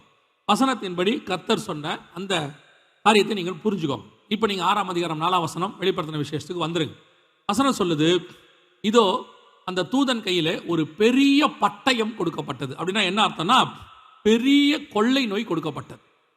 இப்போ பெரிய கொள்ளை நோய் ஏன் சொல்லுது, பெரிய பட்டயம் ஏன் சொல்லுதுன்னா, அன்னைக்கு 1 நாளாகமம் 21 நீங்க வாசிக்கும் போது அது வெறும் எருசலேமில் மட்டும் வந்தது. 16வது வசனத்தை திருப்பி வாசிக்க முடியுமா உங்களால? 1 நாளாகமம் 21:16. தாவீது தன் கண்களை ஏறெடுத்து பூமிக்கும் வானத்திற்கும் நடுவே நிற்கிற கர்த்தருடைய தூதன் உருவின பட்டயத்தை தன் கையிலே பிடித்து அதை எருசலேமின் மேல் நீட்டி இருக்க கண்டான். அப்பொழுது தாவீதும் மூப்பர்களும் 14-15 நினைக்கிறேன். எவ்வளவு பேர் அங்க செத்து போனாங்கன்னு இருக்கு பாருங்க. எருசலேமையும் அழிக்க தேவன் ஒரு தூதனை அனுப்பினார். ஆனாலும் அவன் அழிக்கையில் கர்த்தர் பார்த்து அந்த தீங்குக்கு மனஸ்தாபப்பட்டு சங்கரிக்கிற தூதனை நோக்கி, போதும், இப்போது உன் கையை நிறுத்து என்றார். கர்த்தருடைய தூதன் எபூசின் ஆகிய ஓர்னானின் களத்தண்டையிலே நின்றான். 70,000 பேர். எவ்வளவு பேர்? 70,000 பேர். 70,000 பேர் அன்னைக்கு மரித்து போனார்கள் அப்படின்னு இருக்கு. இது எருசலேமில் இஸ்ரவேலில் மட்டும் நடந்த ஒரு சம்பவம், ஒரு பட்டயம். ஆனா வசனம் சொல்லுது ஒரு பெரிய பட்டயம் கொடுக்கப்பட்டது. ஒரு இதுல இந்த பட்டயம் எங்க வரைக்கும் இருந்துச்சு அப்படின்னு கேட்டீங்கன்னா 6ஆம் அதிகாரம் 4ஆம் வசனத்தை வாசிக்கும் போது, பூமியில் உள்ளவர்கள் ஒருவரை ஒருவர் கொலை செய்யத்தக்கதாக பூமியிலிருந்து சமாதானத்தை எடுத்து போடும்படியான அதிகாரம் அதற்கு கொடுக்கப்பட்டது. ஒரு பெரிய பட்டயமும் கொடுக்கப்பட்டது. 6 நாள் நான் சொல்றேன். அப்போ இந்த கொள்ளை நோய் பூமி முழுக்க வரும் அப்படின்னு வாசிக்கிறோம். யோசித்து பாருங்க, ஒரு பட்டணத்துல வந்த போதே 70,000 பேர். இது பூமி முழுக்க வரும் அப்படின்னு வேதம் சொல்லுது. 2வது, இந்த பட்டயம் வரும்போது, இந்த கொள்ளை நோய் வரும்போது எப்படி ஜனங்க சாவாங்கன்னு அங்க வசனம் சொல்லுது. இதெல்லாம் 1900 வருஷத்துக்கு முன்னாடி பைபிள்ல உள்ளது. கிபி 90 96க்குள்ள யோவானுக்கு பத்மு தீவுல கொடுக்கப்பட்டது. இந்த வேதத்தினுடைய மகத்துவத்தை நீங்க புரிஞ்சுக்கிறதுக்காக சொல்றேன். இது ஏதோ இன்னைக்கு நேத்து எழுதப்பட்ட கதைலாம் கிடையாது. வசனம் சொல்லுது பாருங்க, பூமியில் உள்ளவர்கள் ஒருவரை ஒருவர் கொலை செய்யத்தக்கதாக. அந்த லைன் அப்படியே இருக்கு பாருங்க. பூமியில் உள்ளவர்கள் ஒருவரை ஒருவர் கொலை செய்யத்தக்கதாக. அப்ப இந்த மரணம் எப்படி வருங்கிறத ஆண்டவர் எழுதி வச்சிருக்கிறார். ஒருவரை ஒருவர் கொலை செய்யத்தக்கதாக.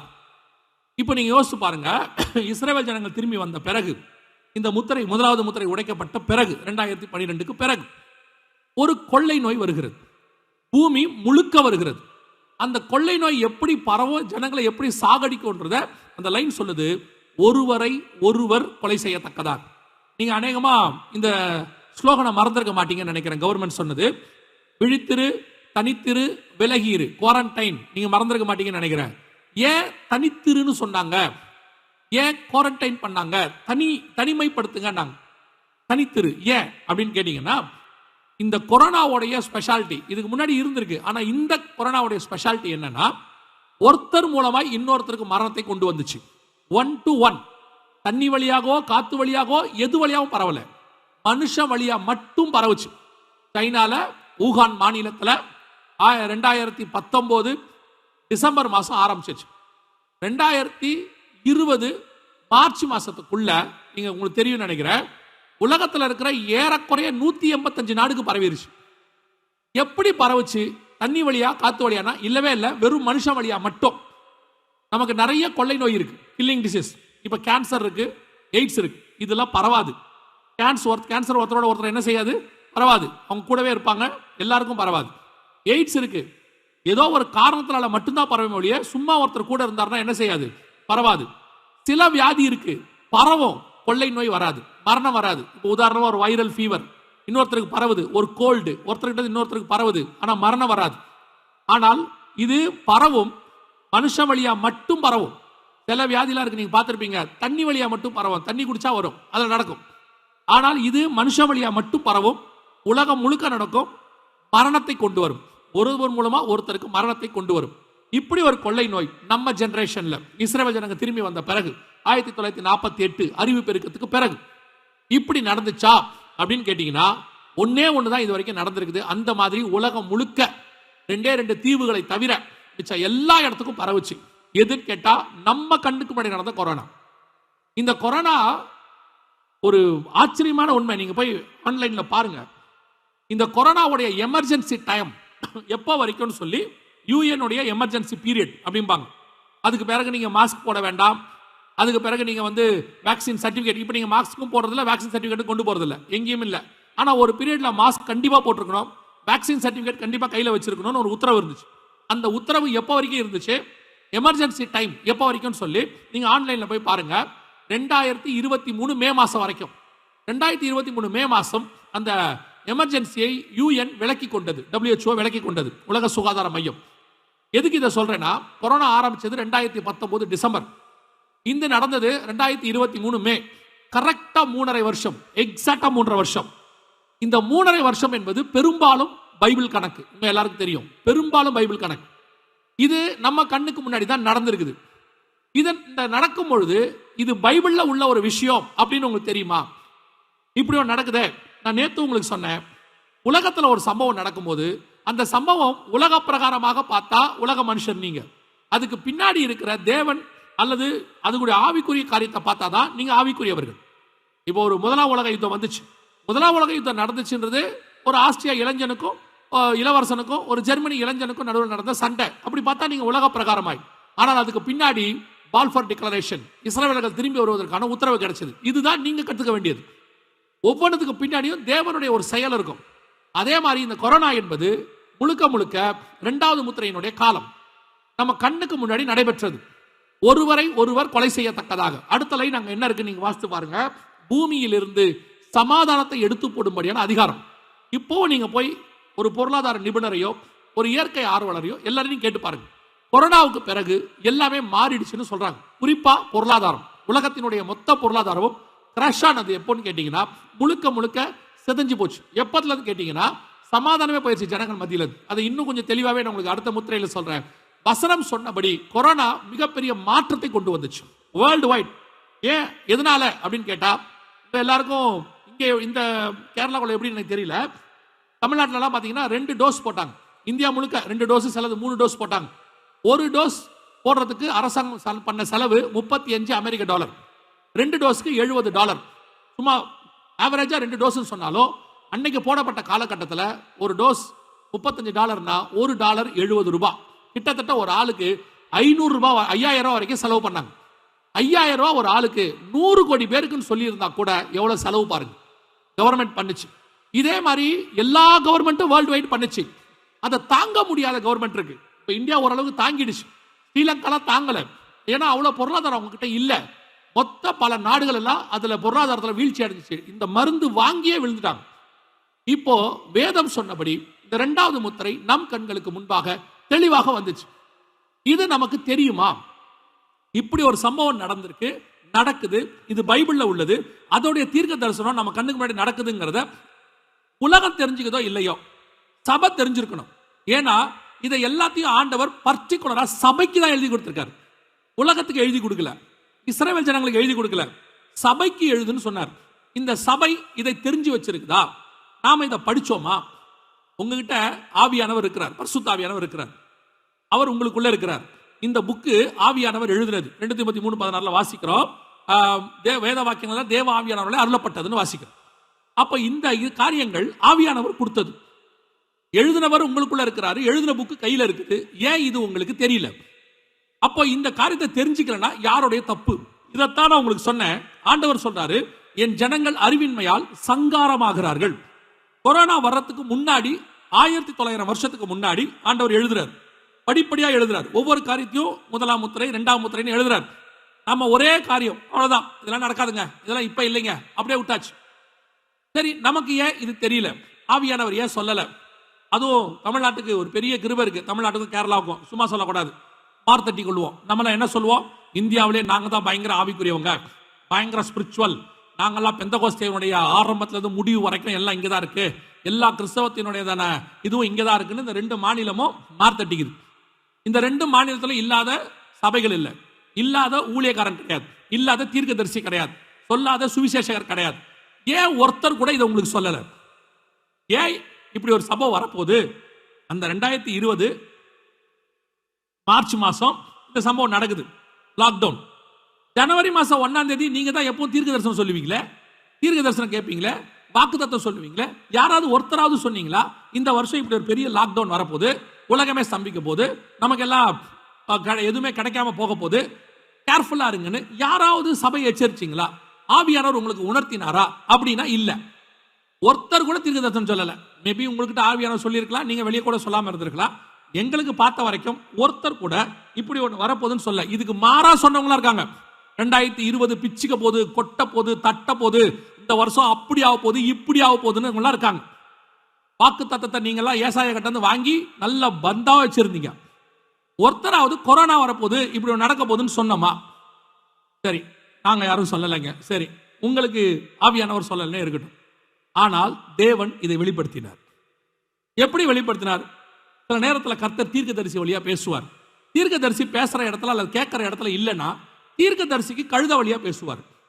தீர்க்கதரிசி கேட்கலனா அந்த தீர்க்கதரிசி கர்த்தர் என்ன செய்வார்? கழுத வழியா பேசுவார். இந்த வீடியோவை பாருங்க. இது 2018 வந்ததான வீடியோ. வரலாற்றில் இதுவரை கண்டிராத மிகப்பெரிய அளவில் உயிரிழப்பை ஏற்படுத்தக்கூடிய நோய் ஒன்று பரவ உள்ளதாக உலக சுகாதார நிறுவனம் எச்சரிக்கை விடுத்துள்ளது. ஜெனீவாவை தலைமையிடமாக கொண்டு இயங்கும் உலக சுகாதார நிறுவனமானது மூத்த ஆராய்ச்சியாளர்களுடன் அவசர ஆலோசனை நடத்தியது. அதில் ஒட்டுமொத்த உலக மக்களின் சுகாதாரத்துக்கு அவசர நிலை ஏற்படும் அளவு புதிய நோய் பரவ இருப்பதாகவும், இதுவரை கண்டிராத அளவுக்கு உயிர் சேதங்களை அந்த நோய் ஏற்படுத்தும் என்றும் எச்சரிக்கை விடுக்கப்பட்டது. இது தொடர்பான ஆராய்ச்சியில் ஈடுபடுமாறு ஆராய்ச்சியாளர்களுக்கு வலியுறுத்தப்பட்டது. இந்த நோய்க்கு டிசீஸ் எக்ஸ் என்று பெயரிடப்பட்டுள்ளது. இது டிசீஸ் எக்ஸ் அப்படின்னு சொல்றாங்க. அப்ப அதுக்கு பேர் வைக்கல கொரோனான்னு. வரத்துக்கு முன்னாடி கிட்டத்தட்ட 1.5 வருஷத்துக்கு முன்னாடி வந்த வீடியோ இது. 2018 உலக சுகாதார மையம், வேர்ல்டு ஹெல்த் ஆர்கனைசேஷன் வெளியிட்ட வீடியோ. அந்த வீடியோவை அவங்க எல்லா நாட்டுக்கும் அனுப்பி விட்டாங்க. அந்தந்த நாட்டு அரசாங்கம் தங்கள் மாநிலங்களுக்கு அதை அனுப்புனாங்க. அந்தந்த மாநிலங்கள் தங்கள் செய்தி சேனலுக்கு அனுப்பி உலகம் முழுக்க இருக்கிற எல்லா நாட்டுக்கும் இது சொல்லப்பட்டது. இப்படி ஒரு நோய் வரப்போது, ரொம்ப வரலாற்றில் இதுவரைக்கும் நம்ம பார்க்காத அளவுக்கு உயிர் சேதத்தை ஏற்படுத்தும், மிகப்பெரிய பேரழிவை ஏற்படுத்தும். அவங்க சொன்னது 2018 சொன்னது. யோசித்து பாருங்க, பைபிள்ல சொல்லியிருக்கு, நாம பார்க்கல, நம்ம தீர்க்கதரிசிகளுக்கும் வெளிப்படல. ஆனால் அவங்க அதை கணிச்சிருக்கிறாங்க. அவங்க தீர்க்கதரிசி கிடையாது, அவங்க கணிக்கிறாங்க. ஒரு சிலர் சொல்றாங்க அவங்களே தான் வர்றதுக்கு காரணம், அது எப்படியோ நமக்கு தெரியாது. ஆனா 1.5 வருஷத்துக்கு முன்னாடி அவங்க சொல்லிட்டாங்க இப்படி ஒண்ணு வரப்போகுது அப்படின்னு சொல்லி. யோசிச்சு பாருங்க, உலகத்தானுக்கு கழுதைக்கு தெரியுது, சபைக்கு தெரியல, விசுவாசிக்கு தெரியல. இதான் இன்னைக்கு நிலைமை, இதான் ஸ்பிரிச்சுவல் நிலைமை, இன்னைக்கு சபைகளுடைய நிலைமை. நான் கிறிஸ்தவன், despite a year marked by one of the நான் கிறிஸ்தவன், நான் வந்துட்டு பெரிய சர்ச்சு, நான் இந்த டினாமினேஷன், நான் இந்த வகை, எங்களை மாதிரி ஆள் இல்ல, நீங்க என்ன வேணாலும் சொல்லிக்கோங்க, கொரோனாவில் சபை அந்த காரியத்தில் வீக். சபைக்கு தெரியலையே, உங்களுக்கு மற்றதெல்லாம் தெரிஞ்சு என்ன பிரயோஜனம்? எனக்கு செல்போன் ஆப்ரேட் பண்ண தெரியும், எனக்கு பிஎஸ் சிஸ்டம் தெரியும், எனக்கு கேமரா தெரியும், எல்லாம் தெரியும். கொரோனா வரது ஏன் தெரியல? இன்னைக்கு மாட்டிச்சு இல்ல. கிட்டத்தட்ட எத்தனை கோடி பேர் செத்து போனாங்க? கிட்டத்தட்ட குறைஞ்சபட்சம், இது என்னுடைய கணக்கு, 10 கோடி பேராவது செத்துருக்கணும். இதுல எப்படிங்க சொல்றீங்க? அப்படி இருக்காதே. சைனாவுடைய மக்கள் தொகை இந்த கொரோனாவுக்கு பிறகு 2வது இடத்துக்கு போயிருச்சு. இந்தியாவை விட 10 கோடி பேர் மேல இருந்தாங்க, அங்க 2வது இடத்துக்கு போயிருச்சு. அப்ப எத்தனை பேர் செத்துருக்கணும்? மினிமம் செத்துருக்கணும். அதை தாண்டி உலகம் முழுக்கிற எல்லா நாட்டிலையும் மரணம். நான் சொல்றது வெறும் சைனா மட்டும், உலகம் முழுக்க மரணம். இப்ப யோசிச்சு பாருங்க, எத்தனை கோடி பேர் செத்துருக்கணும். இவ்வளவு கோடி பேர் சாகிறத ஆண்டவர் சொல்லாம இருப்பாரா? நினிவேல இருக்கும் போது 1 லட்சத்துக்கு மேற்பட்ட ஜனங்க இருந்தாங்க. ஆண்டவர் சொல்றாரு, இத்தனை பேர் இடது கைக்கும் வலது கைக்கும் வித்தியாசம் தெரியாத இருக்கிறாங்கப்பா. ஒருத்தனை அனுப்பி அங்க எச்சரிப்பு கொடுக்கிறாரு. இப்ப யோசிச்சு பாருங்க, அதுக்கே மனசாபப்பட்ட ஆண்டவர் இதுக்கு மனசாபப்பட்டிருப்பாரா? மாட்டாரா? அவர் நேற்றும் இன்றும் என்றும் மாறாதவர். அன்னைக்கு மனசாபப்பட்டா இன்னைக்கும் மனசாபப்பட்டிருப்பார். ஆனால் சொல்ல வேண்டிய இடத்தில் சபை இல்லை. ஜனங்களுக்கு எச்சரிக்க வேண்டிய இடத்தில் சபை இல்லை. சபைக்கு எச்சரிப்பு வருது. சபை எச்சரிப்பு நியாயமா? இந்த சம்பவம் பைபிள்ல தான் இருக்கு. இதை சொல்லி இருந்தா என்ன நடந்திருக்கும் தெரியுங்களா? ஒருவேளை நாம இதை எச்சரிச்சு சபை ரெடியா இருந்திருந்தா, சபை ரெடியா இருந்தா என்னங்க ஆகும்? சபை ரெடியா இருந்தா 2 முக்கியமான காரியம் இருக்கும். என்னங்க? கொரோனாவே திடீர்னு வந்துச்சு, ஜனங்க எல்லாம் பாதிக்கப்பட்டாங்க, உலகமே பாதிக்கப்பட்டுச்சு. இதுல சர்ச்சை என்ன ரெடி ஆகுறது? நாங்க என்ன ரெடியா இருக்கணும் அப்படின்னு கேட்டீங்கன்னா, கவனிங்க, இந்த கொரோனாவுக்கான மருந்து இன்னைய வரைக்கும் கிடையாது. இப்ப வரைக்கும் கிடையாது கொரோனாவுக்கான மருந்து. கொரோனாவுக்கான வேக்சின் தான் இருக்கு. வேக்சின்னா தடுப்பூசி. இந்த தடுப்பூசி 2021 மேலதான் கண்டுபிடிச்சாங்க. அதுக்கு முன்னாடி கிடையாது. ஜனங்க சாகும் போது எல்லாரும் பயங்கரமா ஏதாவது மருந்து கண்டுபிடிங்கன்னு சொல்லிக்கிட்டு இருந்தாங்க. ஆனா உண்மை என்ன தெரியுமா? இந்த கொரோனாவுக்கான மருந்து வேற எங்கேயுமே இல்ல, சர்ச்சுக்குள்ள மட்டும்தான் இருந்துச்சு உலகத்திலேயே. என்னன்னு தெரியலையா? வசனம் சொல்லுது, அவருடைய தழும்புகளால் நாம் குணமானோம். 2000 வருஷமா எல்லா வியாதியையும் சுகமாக்குற ஒரே மருந்து, ஒரே நாமம், ஒரே தழும்பு ஆண்டவராக இயேசு கிறிஸ்து என்கிறதான நாமம் மட்டும்தான். இயேசு காலத்துல ஒரு குவாரண்டைன் இருந்துச்சு. குவாரண்டைன்னா இதே மாதிரி ஊருக்கு வெளியே வச்சிருவாங்க. இயேசு காலத்துல என்ன குவாரண்டைன்? அது குஷ்டரோகம், லெப்ரசி. ஊருக்குள்ள விடமாட்டான், பரவுன்னு சொல்லிட்டான் அன்னைக்கு. அதனால அந்த குவாரண்டைனை சுகமாக்கினது யாருன்னா இயேசு கிறிஸ்து. அன்னைக்கு சுகமாக்கின தேவன், மரித்தோரை உயிரோடு கூட எழுப்பினதான தேவன், இந்த காலகட்டத்திலும் அதை செய்ய வல்லமை உள்ளவராக இருக்கிறார். காரணம், அந்த நாமத்திற்கு அப்படி ஒரு வல்லமை உண்டு. ஆனா யூஸ் பண்ற ஆள் தான் இப்ப பிரச்சனை. ஆண்டவருடைய கத்தி இன்னும் ஷார்ப்பா தான் இருக்கு. வெட்ட தெரியணுமே. கையில கத்தி இருந்து என்ன பிரயோஜனம்? சொல்லிக்க வேண்டியதான், என் கையில கத்தி இருக்குது, இயேசுவின் நாமம் இருக்குது. யூஸ் பண்ற ஆளுக்கு யூஸ் பண்ண தெரியுமா? அதான் கேள்வி. சபை இந்த கொரோனாவில் ஒரு விஷயத்தை கத்துக்கணும். அதுல நீங்க கத்துக்கிட்டா நல்லது. என்னன்னா, இந்த கொரோனாவில் சபை ஒரு விஷயத்தில் வீக் ஆயிடுச்சு. கொரோனாவுக்கு முன்னாடி வீக்கா இருந்துச்சு. இந்த கொரோனா மட்டும் இல்ல, எந்த ஒரு வியாதியா இருக்கட்டும், சுகமாக்குறதுக்கு சபைக்கு தேவையான அந்த விஷயம் என்னன்னு கேட்டா விசுவாசம். ஏன்னா இயேசு சொல்றாரு, விசுவாசிக்கிறவர்களால் நடக்கிற அடையாளங்களாவன, வியாதியஸ்தன் மேல் கரங்களை வைப்பார்கள், அவர்கள் சொஸ்தமாவார்கள். அப்போ வியாதி சுகமாகணும்னா சபைக்கு என்ன வேணும்? விசுவாசம் வேணும். விசுவாசம் சபைக்குள்ள இருந்தா வியாதி கண்டிப்பாக சுகமாகும். கொரோனா சுகம் ஆகல, ஏன்னா சபைக்குள்ள என்ன இல்ல? விசுவாசம் இல்ல. அது எப்படிங்க விசுவாசம் இல்லைன்னு சொல்றீங்க? உங்க விசுவாசம் வேற ஆயிடுச்சு. கடந்த 20 வருஷமா சபை விசுவாசத்தில் வளரல, ஆசீர்வாதத்தில் வளர்ந்திருக்கு. சபை விசுவாசத்தில் வளரணும்னா சபை விசுவாசம் எதுல வளரும் கேட்டீங்கன்னா, வசனம் தெளிவா சொல்லுது, கேள்வினாலே விசுவாசம் வரும். நீங்க விசுவாசத்தை பத்தி கேட்டாதான் என்ன வரும்? விசுவாசம் வளரும். ஆனா நீங்க 20 வருஷமா கேட்டது 90% ஆசீர்வாதம். குறிப்பா இந்த 20 வருஷம், 2000 இருந்து 2020 வரைக்கும் ஆசீர்வாதம் ஆசீர்வாதம் ஆசீர்வாதம். நீங்களும் அதை தான் விரும்புனீங்க. நீங்க விரும்பினதுனால ஊழியக்காரங்களும் அதை தான் கொடுத்தாங்க. நீ ஆசீர்வாதமாய் இருப்பாய், ஆசீர்வாதமாய் இருப்பாய், ஆசீர்வாதமாய் இருப்பாய். முதல்ல உங்களுக்கு எது ஆசீர்வாதம்னு தெரியாது.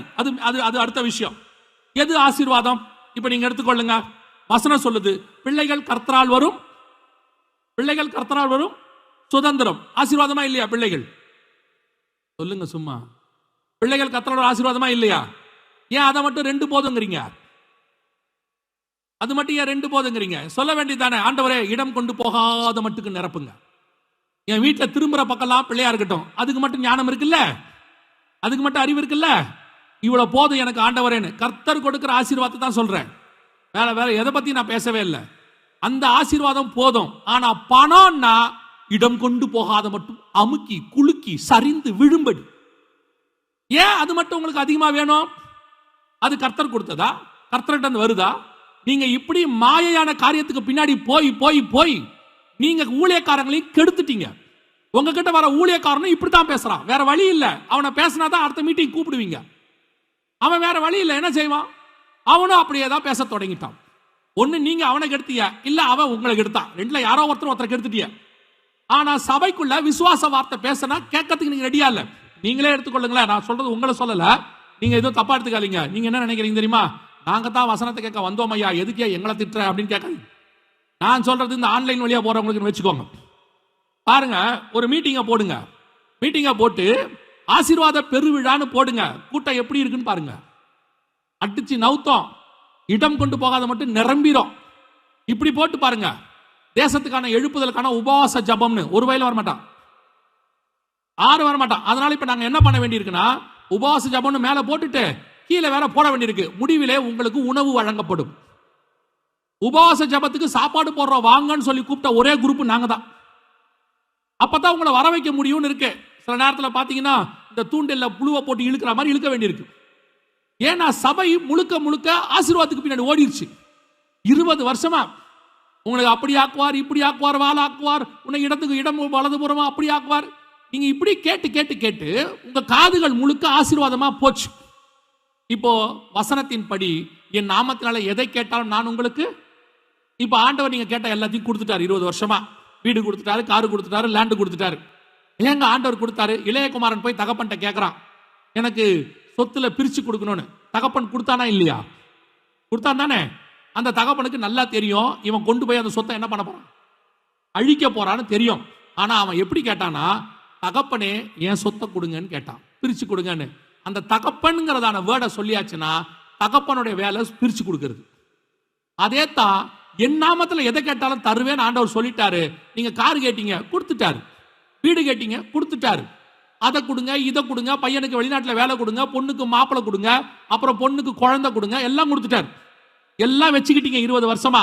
கொரோனா வந்துச்சு. இப்ப நீங்க வச்சிருந்ததை வச்சு கொரோனாவில் உங்களால வாழ முடிஞ்சுச்சா? வீடை வச்சு காப்பாற்ற முடிஞ்சுச்சா? வீட்டுக்குள்ளேயே விட மாட்டேன்ட்டாங்க. காரை வச்சு வாழ முடிஞ்சுச்சா? காரே ஓட்ட முடியல, லாக்டவுன். நகையை வச்சு வாழ முடிஞ்சுச்சா? போடவே முடியல. உங்களுக்கு அந்த அளவுக்கு பிரச்சனை ஆகி போச்சு. நீங்க 20 வருஷமா கேட்ட எந்த ஒரு ஆசீர்வாதத்தை வச்சியும் உங்களால கொரோனாவை ஜெயிக்கவே முடியல. கொரோனாவை ஜெயிக்கணும்னா உங்களுக்கு தேவை விசுவாசம். 20 வருஷமா நீங்க அதை கேட்கல. கேள்வினாலே விசுவாசம் வரும். அந்த அம்மா அமைதியா இருக்கு சொல்லுங்க, அவங்கள சும்மா இருக்கு சொல்லுங்க. செய்தி கேட்க தானே வந்தீங்க, இங்க உட்காந்து அப்படியே கேளுங்க, அவனையும் இங்க எடுக்காதீங்க. கவனிங்க, 20 வருஷமா நீங்க வெறும் ஆசீர்வாதத்தை மட்டும்தான் கேட்டீங்க. கேட்டதுனால இந்த ஆசீர்வாதத்தை வச்சு உங்களால என்ன பண்ண முடிஞ்சிச்சு? ஒரு உயிரை காப்பாற்ற முடிஞ்சிச்சா? கோடீஸ்வரன்ல இருந்து பணக்காரன்ல இருந்து ஹாஸ்பிட்டல் வாசல்ல காரை திறந்து போட்டு படுத்து கிடந்தாங்க. கிரெடிட் கார்டு இருந்துச்சு, நகை இருந்துச்சு, சொத்து இருந்துச்சு, பத்திரம் இருந்துச்சு. ஒரு வயலாலையும் ஆக்சிஜன் சிலிண்டர் வாங்க முடியல, ஐசியூல பெட் வாங்க முடியல. கொரோனா ஒரு விஷயத்தை உங்களுக்கு நன்றாய் சொல்லி கொடுத்திருக்கிறது. சபை ஆசீர்வாதத்தில் பிழைக்காது, விசுவாசத்தில் தான் பிழைக்கும். விசுவாசத்தில் தான் சபை கட்டப்படும். கிறிஸ்து வரும்போது விசுவாசத்தை தான் காண்பார்கள். விசுவாசம் உள்ளவன் தான் அவரோடு கூட பறந்து போக முடியும். இப்பயாவது புரிஞ்சுக்கோங்க. உங்களை ஒரு கூட்டம் ஏமாத்திட்டு இருக்கு.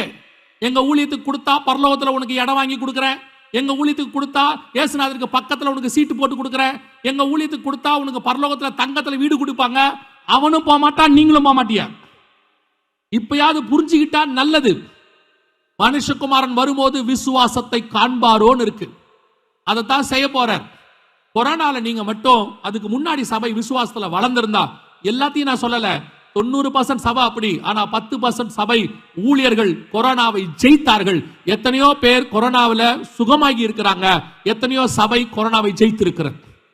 ஏன்னா வசனம் சொல்லுது, பாதாளத்தின் வாசல்கள் சபையை மேற்கொள்ளாது. நடந்தது இதான், மெஜாரிட்டி இதான் நடந்துச்சு. அப்ப கொரோனா ஒரு பாடத்தை நமக்கு சொல்லி கொடுத்துருச்சு. சபை என்னவா இருக்குது? இப்ப சபை நல்ல உலக பிரகாரமா ஸ்ட்ராங்கு.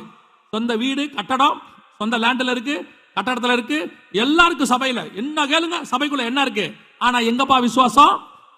விசுவாசம் சபைக்குள்ள இல்ல, வேலை முடிஞ்சு. இப்போ ஆண்டவர் உங்களுக்கு சொல்லக்கூடியது அதுதான். இதை விட கொரோனாவை விட மோசமானது வருதுன்னு யூஎன் சொல்லியிருக்கு, WHO சொல்லுது, பைபிளும் சொல்லுது. இப்ப நாம திருப்பியும் சொல்றேன், உங்க ஆசீர்வாதங்களை வச்சு வரக்கூடிய எதையும் காப்பாற்ற முடியாது. யோசித்து பாருங்க, 2025 லாஸ் ஏஞ்சல்ஸ்ல மிகப்பெரியதான ஒரு காட்டுத்தீ பரவுச்சு. உங்க எல்லாருக்கும் தெரியும். அந்த காட்டுத்தீயோடைய இதுவரைக்கும் வந்த காட்டுத்தீயிலேயே அது ஒன்று மட்டும் ஸ்பெஷாலிட்டி. என்ன ஸ்பெஷாலிட்டி? என்னங்க அதோட ஸ்பெஷாலிட்டின்னு கேட்குறீங்களா? பொதுவாக தீ குடிசைய பக்கம் தான் எரியும், ஏழைகள் சைடு தான் தீ எரியும் எப்பவுமே. இந்த ஒரு காட்டுத்தீ மட்டும்தான் 100% பணக்காரங்க ஏரியாவை எரிச்சிச்சு. அந்த காட்டுத்தீயில மாட்டினது அத்தனை பேரும் கோடீஸ்வரர்கள், மில்லியனஸ், பில்லியனஸ். அவர்களால் அந்த காட்டுத்தீயை அணைக்கவே முடியவில்லை. அவன் சொல்றான் டிவியில, உலகத்தில் இருக்கிற தி பெஸ்ட் நெருப்பு அணைக்கிற எல்லாத்தையும் யூஸ் பண்ணிட்டோம், காட்டுத்தீயை கண்ட்ரோல் பண்ண முடியல. இப்பயாவது புரிஞ்சுக்கோங்க, இயற்கையை உங்களால் ஜெயிக்க முடியாது. அது கொள்ளை நோயோ அல்லது காட்டுத்தீயோ, பூமி அதிர்ச்சியோ, சுனாமியோ அல்லது பஞ்சமோ, எதையும் உங்களால் ஜெயிக்க முடியாது. உங்களை ஜெயிக்க வைக்கிறதுக்கு ஒரே ஒருத்தர் தான் மேலே உட்காந்துருக்கிறாரு. அவர்கிட்ட போனா மட்டும்தான் ஜெயிக்க முடியும். இப்பவாவது உங்களுக்கு அது புரியணும், அவ்வளவுதான். சிலர்லாம் என்னன்னா சொல்லும் போதே சொல்லுவாங்க, பணத்தை விட்டா 1000 பேர் வருவான், 1000 பேர் வருவான், ஜீவன் வராது. 1000 பேர் உன் சாவுக்கு தான் வருவான், வேற ஒன்றும் செய்ய முடியாது. பணத்தை விட்ட சிலருக்குலாம் அப்படி ஒரு பெருமை இருக்கு. எனக்கு என்ன, காசு இருக்கு, கடைசி காலத்துல அனாதையா கிடக்கணும். பணம் இருக்கும், வீட்டுக்குள்ள செத்து போனாலும் 3 நாளைக்கு செத்து போனதே தெரியாது. நடந்த சம்பவங்களை நான் உங்களுக்கு சொல்றேன். கோடீஸ்வரர்லாம் தனியா செத்து கிடக்கும். உனக்கு பணம் இருக்கு இல்லைங்கிறது ரெண்டாவது. கர்த்தர் உன்னோடு கூட இருக்கணும். தேவன் உன்னோடு கூட இருந்தால் எல்லாம் சரியாய் நடக்கும். அல்லேலூயா. வேதம் சொன்னபடி. ரெண்டாவது, இந்த கொரோனாவில் சபை மட்டும் விசுவாச ஸ்ட்ராங்கா இருந்தா நீங்க தப்பிக்கிறது மட்டும் இல்ல, ஒரு கூட்டத்தை சபைக்குள் கொண்டு வந்திருக்க முடியும். சபைக்குள்ள மட்டும் ஒருவேளை அற்புதங்கள் நடந்துருச்சுன்னு வச்சுக்கோங்க, இந்த கொரோனாவை சபை ஜெயிச்சிருந்துச்சுன்னு வச்சுக்கோங்க, முடிஞ்ச பிறகு ஆல் ஓவர் வேர்ல்டு ஒரு சர்வே எடுத்தாங்க, எல்லா நாட்டிலையும் எடுத்தாங்க. எடுத்து எங்க எவ்வளவு மரணம் வந்திருக்கு, எங்க பாதிப்பு வந்திருக்குது அப்படிலாம் எடுத்தாங்க. இப்போ கூட அந்த பாதிப்பு எடுத்துட்டு நம்ம இந்தியாவில் ஒரு ஸ்டேட்மெண்ட் கொடுத்தாங்க, கொரோனாவில் நாங்கள் எதிர்பார்த்ததை விட 8 மடங்கு ஜனங்க அதிகமாக செத்துருக்கிறாங்கன்னு பேப்பர்லாம் வந்துச்சு. அப்போ யோசிச்சு பாருங்க, ஒரு சர்வே எடுக்கிறாங்க. அப்படி எடுக்கும்போது ஒரு காரியம் வந்திருக்கும். என்ன வந்திருக்கும் தெரியுமா? இந்தியா முழுக்க மரணம் வந்திருக்கு, ஆனா கிறிஸ்தவங்களுக்கு மட்டும் அது வரவே இல்லை. என்னன்னு பார்த்தா அவர்கள் தேவன் பெரியவர், அவர்களை காப்பாத்திட்டார்னு வந்திருக்கணும். உங்களுக்கு அது விசுவாசமே இல்லை தானே? இல்லை பாருங்க, உங்க முகத்திலே தெரியுது. இல்லை, அது எப்படிங்க அப்படியெல்லாமா வருமா? எகிப்தில் வாதை வந்துச்சு, 10 வாதை வந்துச்சு. நீங்க போய் யாத்ராகமத்தை படிச்சு பாருங்க. அந்த வாதை இஸ்ரவேலர்கள் இருந்த கோசேன் நாட்டில் மட்டும் வரவில்லைன்னு இருக்கு. எடுத்து பார்க்குறாங்க, சர்வே பார்த்தா அந்த ஊர்ல மட்டும் அது வராமல் இருந்திருக்கு. நியாயாதிபதிகள் புத்தகத்தை வாசித்து பாருங்க. அந்த உடன்படிக்கை பெட்டி பெலிஸ்தியர் பாளையத்தில் இருக்கும்போது அவர்களுக்கு மூளை நோய் வந்து அநேகர் மரித்து போனார்கள் இருக்கு. அதே பெட்டி அப்படியே இஸ்ரவேல் எல்லைக்குள்ள வந்த உடனே ஓபேத்ஏதோம் வீடு ஆசீர்வதிக்கப்பட்டதுன்னு இருக்கு. அந்த பெட்டி அங்க போன சாபம், இங்க வந்த ஆசீர்வாதம். அப்பதான் உங்கள் தேவனை பத்தின அறிவு ஜனங்களுக்கு வரும். நம்ம தேவன் பெரியவர்னு தெரியும். யாத்ராகமத்தின் புத்தகத்தை போய் வாசித்து பாருங்க, 12ஆம் அதிகாரத்தை. வசனம் தெளிவா சொல்லுது, இஸ்ரவேலர்கள் புறப்பட்டு போறாங்க. புறப்பட்டு போகும்போது அவர்களோடு கூட பல ஜாதியான மனுஷர்களும் புறப்பட்டு போனார்கள். அவெல்லாம் ஏன் போனான்? இஸ்ரவேலரே வனாந்தரத்துக்கு போறான், எங்க போறோன்னே தெரியாம போயிட்டு இருக்கிறான், கானானுக்கு போறோம்னு சொல்றாங்க. என்ன நம்பி போறாங்க? எகிப்துங்கிறது ஒரு வல்லரசு, மிகப்பெரிய நாடு, பார்வோன். விட்டுட்டு இவங்க போறாங்க. பல ஜாதியான மனுஷர் அவர்களோடு கூட புறப்பட்டு போனார்கள். அவெல்லாம் ஏன் போனான் தெரியுமா? முந்து நாள் பார்க்கறான், ஒரு மாசமா பார்க்கறான், இந்த எகிப்து தேவர்களை விட இஸ்ரவேலின் தேவன் பெரியவர். இவங்க கிட்ட ஒண்ணும் இல்ல, ஆனா அவங்க தேவன் தான் பெரியவர், ஜீவனை பாதுகாக்கிறவர், பத்திரமாய் வைத்திருக்கிறவர் என்று காஸ்பல் சொல்லாமையே புறப்பட்டு போயிட்டான். அந்த சம்பவம் சர்ச்சில் நடந்திருக்கணும். எல்லா பக்கமும் மரணம் வரும்போது சபைக்குள்ளே மரணம் இல்லை, எல்லா பக்கமும் வாதை வரும்போது கிறிஸ்தவர்களுக்குள்ளே வாதை இல்லை அப்படின்னு கிறிஸ்தவர்கள் விசுவாசத்தில் இருந்தால் நடக்கும். இங்க நமக்கிட்டே அது இல்லையே. நாம மட்டும் விசுவாசத்தில் ஸ்ட்ராங்கா இருந்திருந்தோம்னா இப்படி ஒரு சாட்சி இந்தியா முழுக்க போயிருக்கோம். நீங்க போய் சுவிசேஷம் சொல்ல வேண்டியதில்ல, அவனே கூரையை பிச்சுக்கிட்டு ஆட்களை உங்க இறக்கத்துல இறக்கியிருப்பான். நடந்துச்சா? we miss the chance. நாம் ஒரு நல்ல ஆப்பர்ச்சுனிட்டியை இழந்துட்டோம் சுவிசேஷம் சொல்றது. இதை நம்ம இப்படி யூஸ் பண்ணியிருக்க முடியும், இழந்துட்டோம். சரி போட்டோம், இது நடந்துருச்சு. 2வது முத்திரை நம் கண்களுக்கு முன்பாக 2023 மே மாசம் வரைக்கும் உச்சத்துல போய் இப்போ அது விளக்கப்பட்டிருக்கிறது. இன்னும் இதை விட மோசமானதெல்லாம் வரப்போகுது அப்படின்லாம் சொல்றாங்க. அது UN சொல்லுது 20 மடங்கு சக்தி வாய்ந்தது வருதாம், எதிர்பார்க்காத அளவுக்கு இருக்கும் அப்படின்லாம் சொல்றாங்க. அது எப்போ வரும் ஏது வரும்லாம் தெரியாது, அவங்க சொல்றாங்க, அவ்வளவுதான். இப்போ 3வது முத்திரையை பத்தி நம்ம பார்க்க போறோம். வாசிங்க 6ஆம் அதிகாரம். இருங்கம்மா, அவங்களுக்கு வசனம் தெரிய வேண்டாமா? உடைக்கிறதுல என்னை விட அந்த அம்மா வேகமா இருக்கு. 6ஆம் அதிகாரம் 5-6 வசனம் வாசிங்க. 3ஆம் முத்திரையை உடைத்த போது 3ஆம் ஜீவனானது நீ வந்து பார் என்று சொல்ல கேட்டேன். நான் பார்த்த பொழுது இதோ கருப்பு குதிரையை கண்டேன். அதன் மேல் ஏறி இருந்தவன் ஒரு தராசை தன் கையிலே பிடித்திருந்தான். வாசிங்க 6வது வசனம். அப்பொழுது ஒரு பணத்துக்கு ஒரு படி கோதுமை என்றும் ஒரு பணத்துக்கு 3 படி வார் கோதுமை என்றும் எண்ணெயும் திராட்சை ரசத்தையும் சேதப்படுத்தாதே என்றும் 4 ஜீவன்கள் மத்தியில் இருந்து உண்டான சத்தத்தை கேட்டேன். இது எதை பத்தி சொல்லப்பட்டிருக்கிறது அப்படின்னு கேட்டீங்கன்னா, நேரடியாக அந்த வசனம் இருக்கு, உங்களுக்கே புரியும். ஒரு பணத்துக்கு ஒரு படி கோதுமை, ஒரு பணத்துக்கு 3 படி வார் கோதுமை, எண்ணெயும் திராட்சை ரசத்தையும் சேதப்படுத்தாதே என்று 4 ஜீவன்கள் மத்தியிலிருந்து உண்டான சத்தத்தை கேட்டேன். இது எதை பத்தி அப்படின்னு கேட்டீங்கன்னா, பஞ்சத்தை பத்தி. இயேசு மத்திய 24:7 சொன்னார்ல, அதுல ஒன்று கொள்ளை நோய், அதை தான் இப்போ நீங்க பார்த்தீங்க. இன்னொன்று பஞ்சங்கள் இயேசு சொன்னது இருக்கு, அதுதான் இப்போ 2023க்கு பிறகு வந்துச்சு. 2021-22ல் இந்த கொரோனா உச்சத்துல போய்கொண்டே இருக்கும் பொழுது, ஏன்னா நாங்கள் 2018 இருந்து அந்த வீடியோ, நீங்க பார்த்த வீடியோவை போட்டு கொள்ளை நோய் ஒன்று வரப்போகுது, ஆயத்தமா இருக்க ஆண்டவர் சொல்றாரு அப்படின்னு சொல்லிட்டே இருக்கு. 2021ல் இது வந்துச்சு, 21ல் இதை பத்தி சொல்லிட்டே இருக்கிறோம். அப்போ ஆண்டவர் சொன்னாரு, உணர்த்தினார், ஆவியானவர் உணர்த்தினாரு, இது உச்சத்துல இருக்கு, எது உச்சத்துக்கு போனாலும் கீழே இறங்கும். எந்த ஒரு காரியம் உச்சத்துக்கு போனாலும் அடுத்து என்ன செய்யும்? கீழே தான் இறங்கணும், அது இறங்கும். நீ அடுத்த முத்திரையை கொடுத்து பேசு, வரப்போகுது அப்படின்னார். எதை பத்தி அப்படின்னு கேட்டா, பர்டிகுலரா உணவு பஞ்சம். ஒரு பணத்துக்கு ஒரு படி கோதுமை, ஒரு பணத்துக்கு 3 படி வார் கோதுமை அப்படின்னு சொல்லி உணவு பஞ்சம் வரப்போகுது அப்படின்னார். 2021ல இருந்து உணவு பஞ்சத்தை பத்தி நாங்கள் சொல்லிக்கிட்டே இருந்தோம். இப்படி ஒன்று வரப்போகுது, ரெடி ஆகுங்க, உணவு பஞ்சம் ஒன்று வரப்போகுது அப்படின்னு சொல்லி. இந்த உணவு பஞ்சம் அந்த அந்த தீர்க்க தரிசனம் துல்லியமாக நிறைவேற தொடங்கியது. 2021 லாஸ்ட்ல ரஷ்யா உக்ரைன் பிரச்சனை ஸ்டார்ட் ஆச்சு. உலகத்தினுடைய பொருளாதாரம் அடுத்த பாதிப்புக்குள்ள போக தொடங்குச்சு. அப்போ இந்த பஞ்சத்தினுடைய காரியங்கள் சொல்லும்போது யூஎன்ல மிக முக்கியமாக ஒரு காரியத்தை சொன்னாங்க. உலகத்தில் பஞ்சம் ஆரம்பிச்சிருச்சு, இந்த பஞ்சம் உச்ச நிலையை அடையும். அதுக்கு ஒரு அடையாளம் என்னன்னா, மடகஸ்கர் அப்படிங்கிற பகுதியில் தான் பஞ்சம் இப்போ ஸ்டார்ட் ஆயிருக்குது பெருமளவில். வரலாற்றில்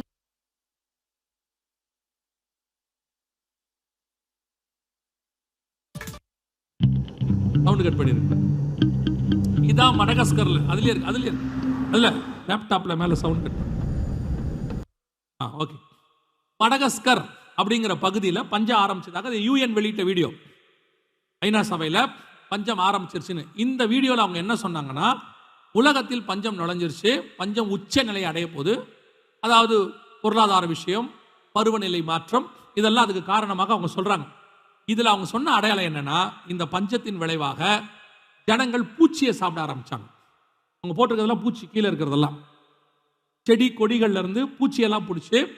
ஏன்னா அவங்களுக்கு விவசாயம் இல்லை, மரங்கள் இல்லை, எதுவுமே இல்லை. ஜனங்கள் எல்லாம் பார்த்தீங்கன்னா பூச்சியை சாப்பிட ஆரம்பிச்சாங்க. இதுதான் ஃபர்ஸ்ட் அபிஷியலாக யூஎன் வெளியிட்ட வீடியோ நடந்துச்சு.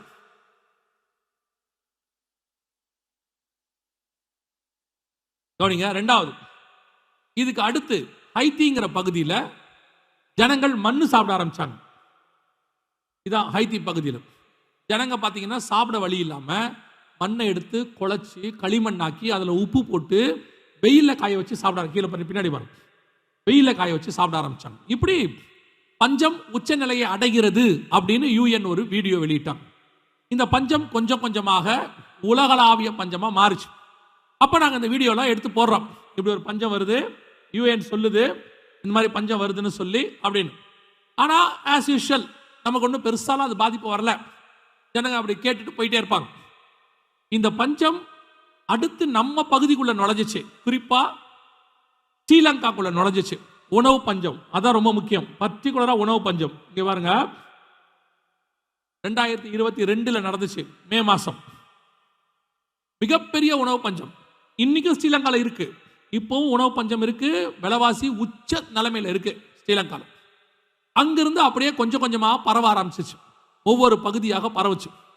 அப்பதான் இந்த ரஷ்யா உக்ரைன் பிரச்சனை உச்சநிலையை அடையுது. உங்களுக்கு தெரிஞ்சிருக்கும்னு நினைக்கிறேன், உலகத்திலேயே கோதுமை தயாரிக்கிற நம்பர் 1 நாடு ரஷ்யா, சாரி உக்ரைன். நம்பர் 2 நாடு ரஷ்யா. இந்த ரெண்டும் சண்டை போட ஆரம்பிச்ச உடனே உக்ரைன்ல கோதுமை உற்பத்தி நின்றுச்சு. ரஷ்யா கோதுமை ஏற்றுமதியை தடுத்து நிறுத்திருச்சு, நாங்க தரமாட்டோம். ஐரோப்பா முழுக்க கோதுமை தட்டுப்பாடு. அதுக்கு அடுத்து கோதுமை தயாரிக்கிற பெரிய நாடு இந்தியா. இந்தியா சொல்லிருச்சு, நார்த் இந்தியா முழுக்க எங்களுக்கு கோதுமை தேவை, எங்களுக்கே பத்தாது, நாங்க தரமாட்டோம் சொல்லிருச்சு. இப்போ கோதுமை உலகம் முழுக்க பஞ்சமாச்சு. இதை ஏன் உங்களுக்கு சொல்றேன்னா, இந்த 6வது வசனம் சொல்லுது இல்லையா, ஒரு பணத்துக்கு ஒரு படி கோதுமை என்றும் ஒரு பணத்துக்கு 3 படி வார்கோதுமை என்றும். அந்த வசனம் அப்படியே துல்லியம். நீங்க ஒரு பணம் அப்படின்னா எப்படி புரிஞ்சுக்கணும் தெரியுமா? ஏதோ 1 ரூபாய் அப்படின்னு நினைச்ச கூடாது. இந்த வசனம் எழுதப்பட்ட காலத்துல ஒரு பணம் அப்படிங்கிறது எதை குறிக்குதுன்னா, இப்ப இயேசுகிட்ட வந்து கேட்கறாங்க, 5000 பேர் சாப்பாட்டுக்கு வந்துட்டாங்க, யோவான்ல இருக்கு, நீங்க வாசிக்க முடியும் 6ஆம் அதிகாரத்தில். சாப்பாட்டுக்கு வந்துட்டாங்க, இந்த 5000 பேருக்கு சாப்பாடு கொடுக்கணும், கூட பெண்கள் பிள்ளைகள்லாம் இருக்கிறாங்க அப்படின்னு உடனே இயேசு சொன்னாரு, நீங்களே கொடுங்கன்னாரு. அப்ப அவங்க எல்லாம் சொன்னாங்க 200 பணம் ஆகும் அப்படின்னு சொன்னாங்க. ஒரு 10,000 பேருக்கு சாப்பாடு கொடுக்கணும்னா எவ்வளவு ஆகும் அன்னைக்கு? 200 பணம்.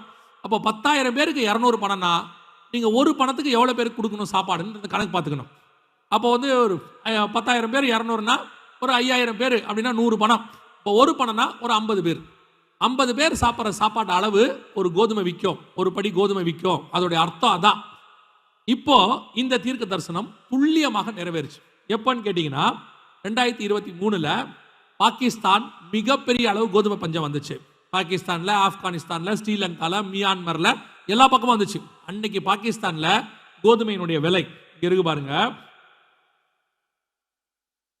பாகிஸ்தானில் கடுமையான உணவு பஞ்சம் நிலவி வரும் நிலையில் கோதுமை மாவு வாங்க முயன்ற போது கூட்ட நெரிசலில் சிக்கி 4 பேர் உயிரிழந்த சம்பவம் அதிர்ச்சியை ஏற்படுத்தியுள்ளது. பாகிஸ்தானில் பொருளாதார நெருக்கடியால் அத்தியாவசிய பொருட்களின் விலைகள் விண்ணை தொட்டுள்ளன. குறிப்பாக பாகிஸ்தான் மக்கள் உணவின் முக்கிய அங்கமான கோதுமைக்கு கடுமையான தட்டுப்பாடு ஏற்பட்டுள்ளது. 1 கிலோ கோதுமை மாவு 1500 ரூபாய் வரை விற்கப்படுகிறது. எவ்வளவு? 2023. நீங்க ஏதோ ரொம்ப வருஷத்துக்கு முன்னாடி நினைச்சுக்காதீங்க. 2023ல 1500 ரூபாய் கோதுமை. அதே காலகட்டத்தில் ஸ்ரீலங்கால 3000 ரூபாய்க்கு மேல, மியான்மர் பர்மால 10,000 ரூபாய்க்கு மேல. எல்லா ஊர்லயும் கோதுமை தான். இன்னும் சொல்ல போனா ஐரோப்பா முழுக்க கோதுமை தட்டுப்பாடு. எல்லா பக்கமும் உணவு பஞ்சம் ஆரம்பிச்சிச்சு. குறிப்பா கோதுமை ஆரம்பிச்சிச்சு. அதுக்கப்புறம் ஒவ்வொன்னா கோதுமை உணவு பஞ்சம் உலகளாவிய பஞ்சமா மாறிச்சு. இந்தியாவில் கூட இந்திய அரசாங்கம் என்ன சொல்லுச்சுன்னா, நம்ம ஊர்ல கோதுமை வரலாறு காணாத அளவுக்கு குறைஞ்சிருச்சுன்னு சொல்றாங்க. இங்க பாருங்க, இந்தியாவில் கிடங்குகளில் கோதுமை அளவு 7 ஆண்டுகள் காணாத வகையில் குறைந்துள்ளது. எல்லா பக்கமும் கோதுமை குறைஞ்சிருச்சு. இப்ப சமீபத்தில் கேள்விப்பட்ட ரேஷன்ல கோதுமை போடுறதெல்லாம் நிறுத்திட்டாங்களாமா. வர பழைய பல மாநிலங்கள்ல நிறுத்திக்கிட்டே வராங்க அப்படின்னு சொல்றாங்க. பைபிள் வெறும் கோதுமை மட்டும் இல்ல, இது வந்து கோதுமைங்கிறது ஒரு அடையாளம். எல்லா பக்கமும் இந்த கோதுமை தட்டுப்பாடு, உணவு தட்டுப்பாடு உச்சத்துக்கு போகுது.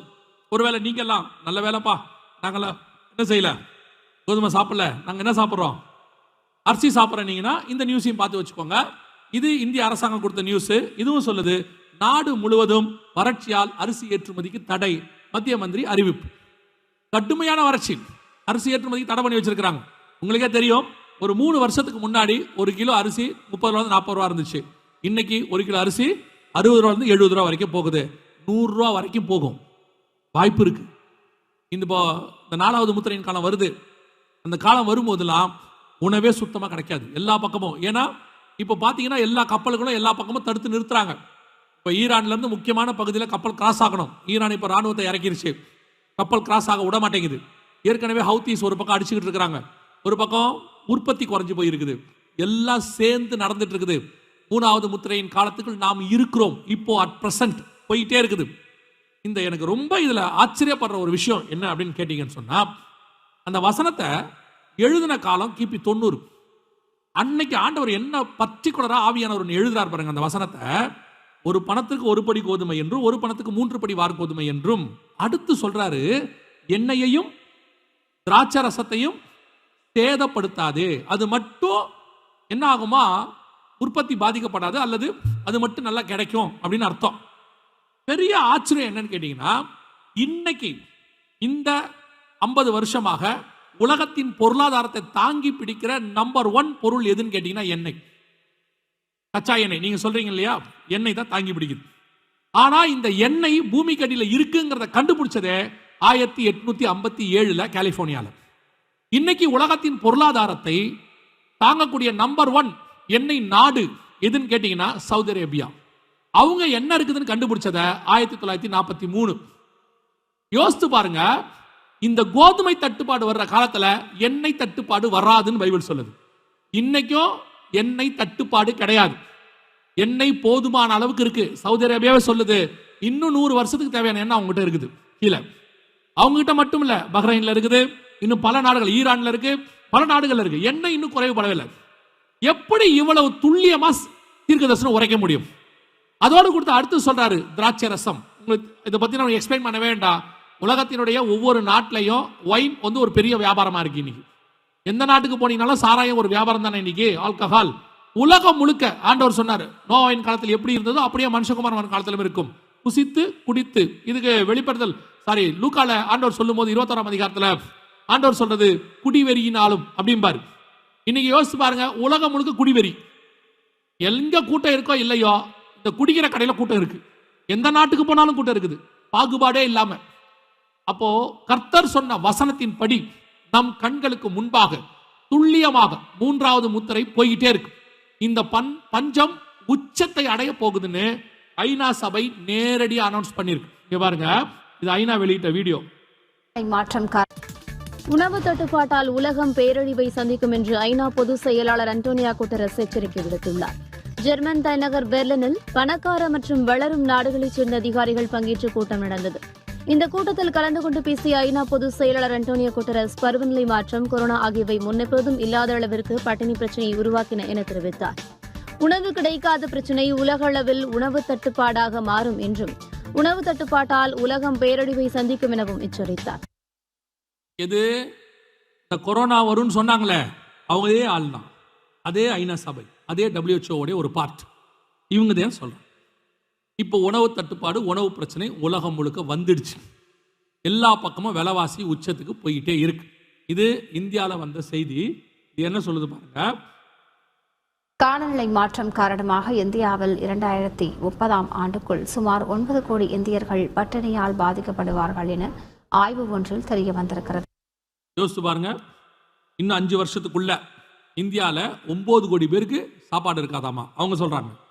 இந்தியாவில் மட்டும் 9 கோடினா உலக நாடுகள் மொத்தத்தையும் எடுத்துக்கோங்க, எத்தனை கோடி பேர் பாதிக்கப்படுவாங்கன்னு பாருங்க. இதெல்லாம் நம்ம கண்ணுக்கு முன்னாடி நடக்குது. பைபிள்ல சொன்னது வெளியே நடக்குது, எழுத்துக்கு எழுத்து நடக்குது. ஆனால் சபை இன்னைக்கு என்ன செய்யுது? இதான் கேள்வி. இப்போ நீங்க என்ன சொல்லுவீங்க? இதுக்கு நாங்க என்னங்க பண்ண முடியும்? பஞ்சத்துக்கு நீங்க ஒன்றும் பண்ண முடியாது. பஞ்சத்துல நீங்க என்ன பண்ண போறீங்க? அதான் கேள்வி. கொரோனாவில் நீங்க ஒன்றும் பண்ணல, கொரோனாவில் நீங்க என்ன செய்வீங்க, என்ன செஞ்சீங்க? அதே கேள்விதான் இப்போ இருக்கு சபைக்கு. இப்போ பஞ்சம் வருது, இப்போ சொன்ன உடனே கொஞ்சம் பேருக்கு மைண்ட்ல இப்போ ஒன்று ஓடிடும். அடுத்து இமிடியட்டா ஒன்று ஓடும். என்ன ஓடும் தெரியுமா? ஒரு கொரோனா வரும்னு சொன்னாங்களா, வந்துடுச்சு. பஞ்சம் வரும்னாங்களா, வந்துடுச்சு. போகும்போதே பேசாமல் ஒரு 10 மூட்டை அரிசியை வாங்கிட்டு போயிடுவோம். எதுக்கு வம்பு? அப்படியே பக்கத்தில் உட்காந்துருக்கிற கணவர்கிட்ட, ஏப்பா பார்த்தீங்களா, எதுக்கும் நம்ம வாங்கி வைப்போம்ப்பா, இருந்தாலும் வேற சொல்லி தொலைச்சிருக்கான், நடந்தாலும் நடந்துற போகுது அப்படின்னு உங்கள் மைண்டில் ஓடிச்சுன்னா, உங்களுக்கு இன்னொரு வசனமும் சொல்லிடுறேன் இப்போவே, சேர்த்து வச்சா பூச்சி அவைகளை அரிக்கும். அந்த வசனம் உங்கள் வீட்டில் நடக்கும். இப்போ நீங்கள் கேட்குற அடுத்த கேள்வி என்னன்னா, இப்போ ஒன்று வாழ விடு, ஒன்று அதையும் சொல்லிடுற, இதையும் சொல்லிடுற. இப்போ என்னத்தான் பண்ணுறது? உங்களை சேர்த்து வைக்கிறதுக்காக இந்த செய்தியை நாங்கள் கொடுக்கல. இவைகள் எல்லாம் வெளியே சம்பவிக்க வேண்டியது. 24:6 இயேசு சொல்றாரு, யுத்தங்களையும் யுத்தங்களின் செய்திகளையும் கேள்விப்படுவீர்கள், கலங்காதிருங்கள், பயப்படாதீங்க, இவைகள் எல்லாம் சம்பவிக்க வேண்டியது. வெளியே நடக்கதான் செய்யும். இது அடையாளம். இந்த அடையாளம் சபைக்குள்ள வரக்கூடாது, வராது, தேவ ஜனங்களுக்குள் வராது. ஏன் அப்படின்னு கேட்டீங்கன்னா, ஆண்டவர் தெளிவா நமக்கு வாக்கு பண்ணி இருக்கிறாரு, இவைகள் ஒன்றும் உங்களுக்கு சம்பவிக்காது. இதெல்லாம் உலகத்தில் சம்பவிக்க வேண்டியது. இப்போ எலியா ஒரு வீட்டுக்குள்ள போறாரு. இஸ்ரவேல் முழுக்க பஞ்சம், குதிரைக்கு கூட புல்லு கிடைக்கலையாமா. ஆனா எலியா இருக்கிற வீட்டுல பஞ்சம் முடிகிற வரைக்கும் மாவும் எண்ணெயும் குறைவுபடவில்லை என்று வேதம் சொல்லுகிறது. அந்த தேவன் இன்னும் ஜீவனோடு கூட இருக்கிறார். உங்கள் வீட்டில் மாவும் எண்ணெயும் குறைவுபடாதபடி கர்த்தர் பாதுகாக்க வல்லமை உள்ளவராய் இருக்கிறார். அல்லேலூயா. ஆனா ஒண்ணு, வீட்டுக்குள்ள எலியா இருக்கணும். அந்த வீட்டுல எலியா இல்லாத போது பஞ்சம் இருந்துச்சு. அந்த அம்மா சொல்லுச்சு, ஒரு அப்பந்தான், ஒரு அடைக்கு தான் வழி இருக்கே, சாப்பிட்டு சாவலான்னு இருக்கிறேன். எப்போ இவன் உள்ள வந்தானோ அன்னைக்கு பஞ்சம் வெளியே போயிடுச்சு. அப்ப நம்ம வீட்டுக்குள்ள ஆண்டவர் இருக்கணும், ஆவியானவர் இருக்கணும், தேவன் உலாவுகிறதா இருக்கணும். அப்படி இருந்தால் எந்த பஞ்சமும் வீட்டுக்குள்ள வராதபடி கர்த்தர் பாதுகாக்க வல்லமை உள்ளவராக இருக்கிறார். நீங்க சேர்த்து வைக்க வேண்டிய அவசியமே இல்லை.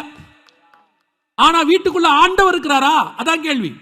இன்னைக்கு வீட்டுக்குள்ள சீரியல் இருக்கு, வீட்டுக்குள்ள சினிமா இருக்கு, போன் வழியா பையன் வீடியோ கேம்ஸ் இருக்கு, வீட்டுக்குள்ள WWF இருக்கு, வீட்டுக்குள்ள IPL இருக்கு. காலையில கணவர் வேலைக்கு போன உடனே சீரியல் போட்டு உட்காந்துறீங்க. பையன் வந்த உடனே சுட்டி டிவியோ கார்ட்டூனோ வீடியோ கேம்ஸ் அவன் போட்டு உட்காந்துறான். இவரு உள்ள வந்த உடனே IPL போட்டு உட்காந்துறாரு. காலையில இருந்து நைட் வரைக்கும் டிவிலேயே தவம் கிடைக்கிறியா. ஆனா வாதை உன் கூடாரத்தை அணுகாது. எவன் சொன்னா? உங்க வீட்டுல தான் ஃபர்ஸ்ட் வரும். வீட்டுல ஒரு குடும்ப ஜபம் இருக்கா? பைபிள் வாசிக்கிறீங்களா? காலையில எழுந்திருக்கும் போதே போன்ல. சிலர்லாம் இன்னைக்கு சங்கீதக்காரன் சொல்றான், காலை தூரம் உங்களுடைய முகத்தில் விழிப்பேன்னு. இவங்க காலை தூரம் போன்ல தான் விழிக்கிறது. எழுந்திருச்ச உடனே யாராவது ஒருத்தர் வாக்குத்தத்த வசனத்தை அனுப்பி வச்சிருப்பாங்க காலையில வேலை வெட்டி இல்லாம. அதை படிச்சு விட்டு அவர் பைபிள் படிச்சுதான் திருப்தி. படிச்சு முடிச்ச உடனே ஏதாவது வாட்ஸ்அப்புக்குள்ள போயிடுவாரு, இன்ஸ்டாக்குள்ள போயிடுவாரு, இல்லைன்னா ஃபேஸ்புக்குள்ள போயிடுவாரு. அதுவும் போனை எடுத்துக்கிட்டு லெட்டின்குள்ள போயிடுவாரு, வச்சுக்கிட்டு உள்ள போய் நோன்றது. அந்த இடத்துல 3/4 மணி நேரம் உட்காந்து என்ன பண்ணுவிய? அங்க போய் உட்காந்துக்கிறது. அப்புறம் வெளியே வந்த உடனே கிளம்பி வீட்டுக்கு போயிடுறது, ஆபீஸ்க்கு. பைபிள் வாசிக்கிறீங்களா, ஜெபம் பண்றீங்களா? ஆனா பையனை மட்டும், டேய் பைபிள் வாசித்தியா? அவன் நீ வாசியா முதல்ல வந்துட்டாரு சொல்றதுக்கு பைபிள். அவன் நினைச்சுக்கிறான், சொல்ல மாட்டான், அவன் நினைச்சுக்கிறான், இவரே வாசிக்கிறது இல்ல. அப்புறம் பையனை பைபிள் வாசிக்க விடுறீங்களா? எழுந்திருக்கும் போதே நல்லா படி, எக்ஸாம், ஆனுவல் மார்க் எடுத்தா தான் நீ டாக்டர் ஆவ. அவன் முதல்ல பேஷண்ட் ஆயிட்டு இருக்கான் ஆண்டவருக்குள்ள. முந்தி நான் இப்படி சொல்றேன்னு யாரும் தப்பா எடுத்துக்காதீங்க. நான் ஏதோ ஒரு டினாமினேஷன் தூக்கி பிடிக்கிறேன்னு நினைச்சுக்காதீங்க. நீங்க எல்லாம் இந்த ஆவிக்குரியவர்கள், இந்த ஆவிக்குரிய அல்லாத ட்ரெடிஷன் கரிஸ்மேட்டிக் சர்ச்சஸ் இருக்கும், CSI மாதிரி ஆட்களை நீங்க எல்லாம் சொல்வீங்க, அவர்களுக்கு ஆவியும் இல்லை ஆனாலும் இல்லை. அவங்கிட்ட போங்க, தேவ ஒழுங்கு இருக்கும். காலைல ஏஞ்ச உடனே பைபிள் வாசிக்காம வெளியே வரவே மாட்டாங்க. இவங்க இல்ல, அவங்க தாத்தா பாட்டி காலத்துல நடக்கும். ஏஞ்ச உடனே பைபிள் வாசிப்பாங்க, வாசிச்சு முடிச்சுட்டு ஒரு சின்ன ஜோம் பண்ணிட்டு வருவாங்க. வீட்டை விட்டு வெளியே போகும்போது பையனை நிக்க வச்சு ஜோம் பண்ணி நெத்தியில ஒரு சிலுவை போட்டு தான் அனுப்புவாங்க. சிலுவை போடுறது சரியா தப்பாங்கிறது வேற விஷயம். ஜோம் பண்ணி அனுப்புறான்ல, நீங்க என்னைக்காவது உங்க பையனை ஜோம் பண்ணி அனுப்பியிருக்கீங்க? காலையில சர்ச்சில், காலையில ஸ்கூலுக்கு அனுப்பும் போது உங்க வீட்டில் ஒரு 3ஆம் உலக யுத்தமே நடக்குது. நாயே பேயா எழுந்துரு, வந்தது போனதே செத்ததே உயிர்த்ததே, வண்டி வந்துருச்சு, இன்னும் இருக்கிற போறா போறா போறான்னு ஏத்தி அந்த வண்டியில ஏத்தி அனுப்பும் போது என்னமோ பெரிய லாரி வண்டியில வந்து லோடு ஏத்தி அனுப்புற மாதிரி அனுப்புறிய. காலையில உங்க வீடு அவ்வளவு பரபரப்பா இருக்கு. உங்களை நிறுத்தி முந்தியெல்லாம் கேட்பாங்க, இப்ப பாஸ்டருங்க கேட்கறது இல்ல. கேட்டா பாஸ்டருக்கு மேல கோபமாயிடுறிய. இன்று ஜெபித்தீர்களா? வேலையை பாருங்க பாஸ்டர். இருக்கிற டென்ஷன்ல ஜெபித்தீர்களா? இந்த பிள்ளைய ஸ்கூலுக்கு அனுப்புனா தான் நிம்மதி. அப்படிதானே இருக்கிய? எங்க வீட்டுல ஜபம் இருக்கு? சரி, எல்லாரும் நைட்டு வந்தாச்சு, குடும்ப ஜபம் ஒண்ணு இருக்கு, கேட்டு பாருங்க. அவர் ஒரு நேரத்துக்கு வருவார், பிள்ளைங்க ஒரு நேரத்துக்கு வருவாங்க. எங்க சேர்ந்து ஜெபிக்க முடியுது? பிள்ளைங்க வரும்போதே டயர்டா வராங்க, நாங்களாம் ஜெபிக்கவே முடியாது. அப்படியே இருங்க. ஆனா ஆண்டவர் பஞ்சத்தை அனுமதிச்சாரு, வாதை அனுமதிச்சாருன்னு பேசாதீங்க. உங்கள் வீடு நீங்கள் எவ்வளவு சம்பாதிச்சாலும் எண்ட் ஆஃப் த டே நீங்க வீட்டுக்குள்ளதான் வரணும். வெளியே போய் என்ன சம்பாதிச்சாலும் கடைசியா யாருக்கு சம்பாதிக்கிறீங்க? இவ்வளவோ வெளியே போய் 8 மணி நேரம் 10 மணி நேரம் ஓடுறீங்க, ஓடியாடுறீங்க, எல்லாம் செய்றீங்க, கஷ்டப்பட்டு வேலை பார்க்குறீங்க. எதுக்காக? குடும்பத்துக்காக. அந்த குடும்பம் பாதுகாப்பா இருக்கா கர்த்தருக்குள்ள? கணவர் உட்காந்து ஒரு 1/2 மணி நேரம் ஜெபம் பண்ண மாட்டார். இவர் பெரிய அம்பானி அதானி மாதிரி ஜபத்துல வந்து உட்காருவாரு, ஆனா போன் எடுத்து பேசுவாரு. நானு பிரேயர்ல இருக்கேன், அப்புறமா கூப்பிடுறேன். இப்ப அவருக்கு அது தேவை. சர்ச்சில் உட்காந்துக்கிட்டு போன் எடுத்துட்டு போற உன்னெல்லாம் என்ன செய்ய? ஆராதனை நடந்துட்டு இருக்கு, போன் எடுத்துட்டு வெளியே போறீங்க பேசுறதுக்கு. இது ஒரு ஒழுங்கீனம்னே உங்களுக்கு தெரியல பாருங்க. அப்புறம் நீங்க சொல்றீங்க ஆண்டவர் வரும்போது எங்களை முதலாவது எடுத்துக்கொள்ளப்படுவார். அதெல்லாம் போக மாட்டிய. கொஞ்சத்தில் உண்மையா இருந்தா அநேகத்தில் இருக்க முடியும். கொஞ்சம் ஒரு 2 மணி நேரம் ஆராதனையில கூட ஆண்டவருக்காக உட்கார முடியல. சில கணவர்மார்கள்லாம் அவுட்ஸ்டாண்டிங் மெம்பர், மனைவி பிள்ளைகளை கொண்டு விட்டுட்டு வெளியே நிற்பாரு. அவர் அவுட்ஸ்டாண்டிங் மெம்பர். அதுல வர மனைவி கிட்ட சொல்வாரு, முடிச்ச உடனே போன் பண்ணு, வந்து உன்னை கூப்பிட்டுக்கிறேன். அவர் கிறிஸ்துமஸுக்கு ஈஸ்டருக்கு மட்டும்தான் உள்ள வருவாரு. ஆனா இயேசு வரும்போது எந்த வாதையும் வரக்கூடாது. நல்லா தெரிஞ்சுக்கொள்ளுங்க, நீங்கள் எவ்வளவு முக்கியத்துவம் தேவனுக்கு தருகிறீர்களோ தேவன் அவ்வளவு முக்கியத்துவம் உங்களுக்கு தர வல்லமை உள்ளவராய் இருக்கிறார். வீட்டுக்குள்ள குடும்ப ஜெபம் இருக்கணும், ஒழுங்கா சபைக்கு போனோம், ஒழுங்கா பைபிள் வாசிக்கணும், கர்த்தரை ஆராதிக்கணும். இதுதான் பேஸ் குடும்பத்துக்கு. இப்போ திருப்பியும் சொல்றேன், நீங்க வச்சிருக்கிற ஆஸ்தி சம்பாத்தியம் எல்லாத்தையும் காப்பாத்துறது கர்த்தர். கர்த்தர் இல்லாம இதெல்லாம் ஒரு நாள் வேஸ்டா போயிடும், எல்லாம் வீணா போயிடும். இந்த பஞ்சம், உலகளாவிய பஞ்சம் மிக மோசமாய் வரும். அப்படி வரும்பொழுது உங்களையும் என்னையும் பாதுகாப்பதற்கு தேவன் மட்டும்தான் இருக்கிறார். நீங்க நினைச்சுக்காதீங்க அதெல்லாம் பிரச்சனை இல்லை, எனக்கு தெரிஞ்சவர் ஒருத்தர் இருக்கிறாரு, நான் கேட்டா அரிசி வீட்டுக்கு கொடுத்துருவாரு, நான் கேட்டா உளுந்து அமுச்சு விட்டுருவாரு, எல்லாம் அமுச்சு விடுவாரு. அனுப்புறதுக்கு அவர்கிட்ட இருக்கணுமே. விளைச்சலே இல்லைன்னா எப்படி அனுப்புவாரு? புரியுதா நான் சொல்றது? இப்பவும் உங்க மைண்ட்ல என்ன இருக்குன்னா, அரிசி மேல 60 ரூபாய் என்ன 100 ரூபாய் ஆகட்டும், எப்படி வாங்கிடலாம்? கர்த்தர் கரங்களை பலப்படுத்தி இருக்கிறார். 100 ரூபாய் வாங்கிடுவீங்க. அரிசி வேணுமே வாங்கறதுக்கு. கொரோனால காசு இருந்துச்சு, ஷெல்ஃப்ல போனா பொருள் இல்லையே. அதே விட மோசமான நிலைமை வரும். தயவு செய்து ஆண்டவருக்கு இம்பார்ட்டன்ஸ் கொடுங்க. குடும்பமா உட்காந்து ஜெபம் பண்ணுங்க. பிள்ளைகளை உட்கார வைங்க. ஒரு 1/2 மணி நேரமாவது குடும்பமா ஜெபம் பண்ணுங்க. அப்படி பண்ணாம எப்படி பரலோகத்துக்கு போவீங்க? நீங்க டாக்டரா இருங்க, இன்ஜினியரா இருங்க. பரலோகத்துல நுழையும் போது டாக்டர் ரைட்ல வாங்க, இன்ஜினியர் லெஃப்ட்ல வாங்கன்னா கூட போறது இல்ல. பரலோகத்துல நுழையும் போது 2 சாட்சி, உண்மையும் உத்தமுள்ள ஊழியனே எஜமானுடைய சந்தோஷத்துக்குள் பிரவேசி, அக்கிரம செய்கைக்காரனே அப்படியே போயிடு. அவ்வளவுதான். இதுல நீங்க உண்மையும் உத்தமா இருந்தா தான் போக முடியும். இன்னைக்கு கிறிஸ்தவர்கள் பெயர் கிறிஸ்தவர்களா இருக்கிறாங்க. பெந்தகோஸ்தே கிறிஸ்தவர்கள் கூட நான் சொல்றேன், பெந்தகோஸ்தே கிறிஸ்தவர்கள் கூட இன்னைக்கு ஒரு இவங்கள சொல்லுவாங்க, மற்றவங்கள பெயர் கிறிஸ்தவர்களை பார்த்து சொல்லுவாங்க பாரம்பரியம்னு. இன்னைக்கு பெந்தகோஸ்தே பாரம்பரியம் வந்துருச்சு. சபைக்கு வர்றது என்னமோ ஒரு 2 பாட்டு பாடுறது, கொஞ்ச நேரம் ஆவியில நிறையிறது, அப்புறம் செய்தி அறைக்கும் போது தூங்குறது, முடிச்சு வீட்டுக்கு போயிருது. உங்களுக்கு ஒரு திருப்தி, பெந்தகோஸ்தே சபைக்குள்ள இருக்கிறோம், கண்டிப்பா பரலோகத்துக்கு போயிருவோன்னு நல்ல மனசுல வச்சுக்கொள்ளுங்க. பெந்தகோஸ்தே சபையில இருக்கிறதுனால மட்டும் பரலோகத்துக்கு போக முடியாது. அங்கே கொடுக்கிற உபதேசத்தை கேட்டு கீழ்ப்படிந்து அதன்படி செய்தால் மட்டும்தான் போக முடியும். இன்னைக்கு சபை மிக மோசமான கண்டிஷன்ல இருக்கு. பஞ்சம் மிக மோசமாய் வரப்போகுது. இதுக்கு நீங்க ஆயத்தப்படணும். 2வது, இந்த காலகட்டத்தில் கர்த்தர், இப்ப நீங்க ரொம்ப சந்தோஷப்பட போறீங்க பாருங்க. இப்பதான் நீங்க சந்தோஷப்படுவீங்க. இந்த காலகட்டத்தில் கர்த்தர் உங்க வீட்டை ஆகாரத்தினால் நிரப்புவார். சொன்னல உடனே ஆமென் அல்லேலூயா. இது வரைக்கும் வரல. நான் சொன்னது உண்மை 100%. நம்ம ஆண்டவர் எப்ப கொடுத்தாலும் இழுத்துக்கோ பறிச்சுக்கோன்னு தரவே மாட்டார்.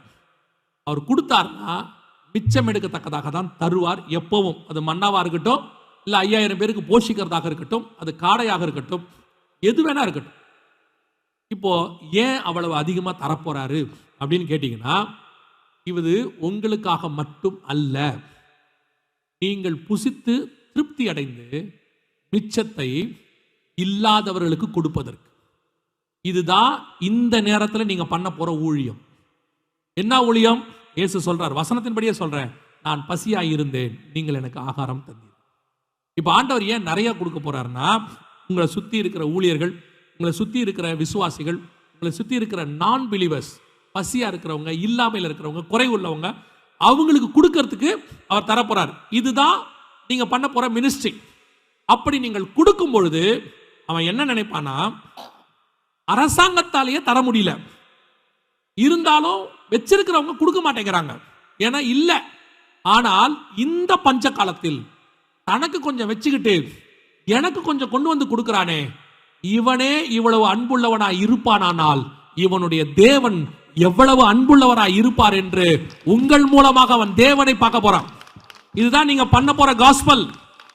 தயவு செய்து எல்லாத்தையும் பூட்டி பூட்டி வைக்காதீங்க, வீட்டுக்குள்ள போட்டு அடைச்சி வைக்காதீங்க, பங்கா அதை அப்படியே பல்கா மூடி வைக்காதீங்க.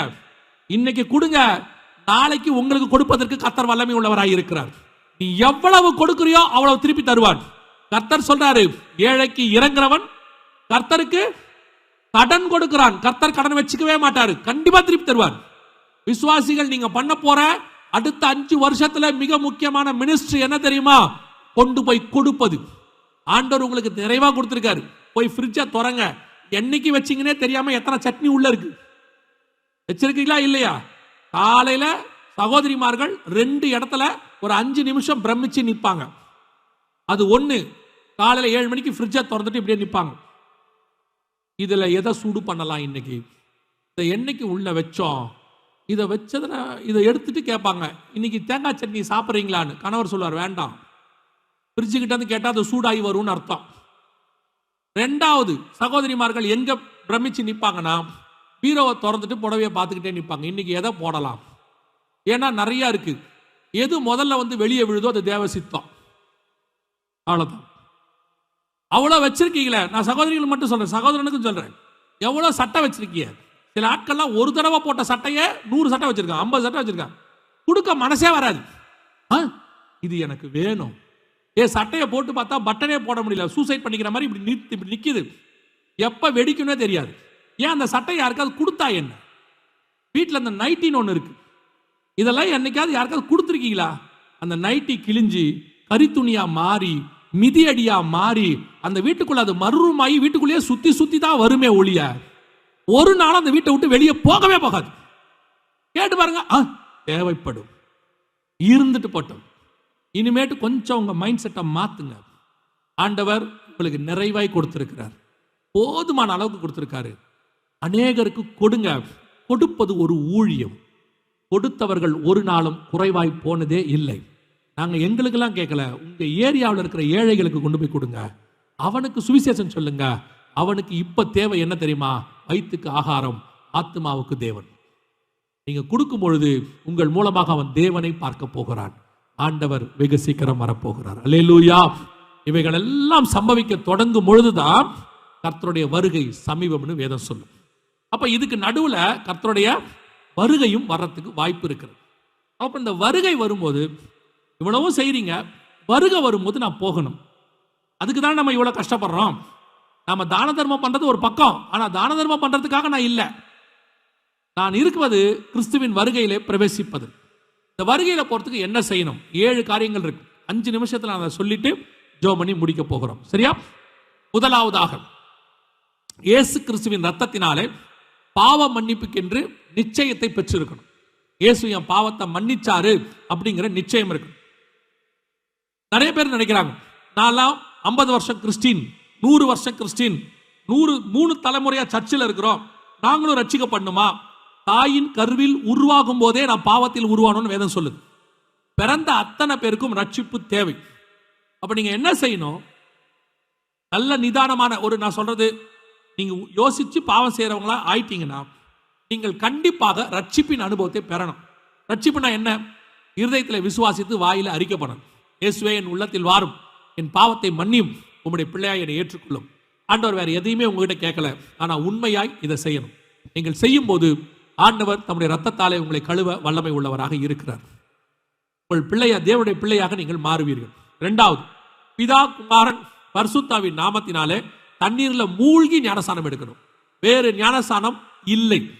நேரடியா சொல்றேன், குழந்தைக்கான ஞானஸ்நானம், கொடிக்கலை கீழே எடுக்கிற ஞானஸ்நானம், எந்த ஞானஸ்நானம் பைபிள் இல்லை.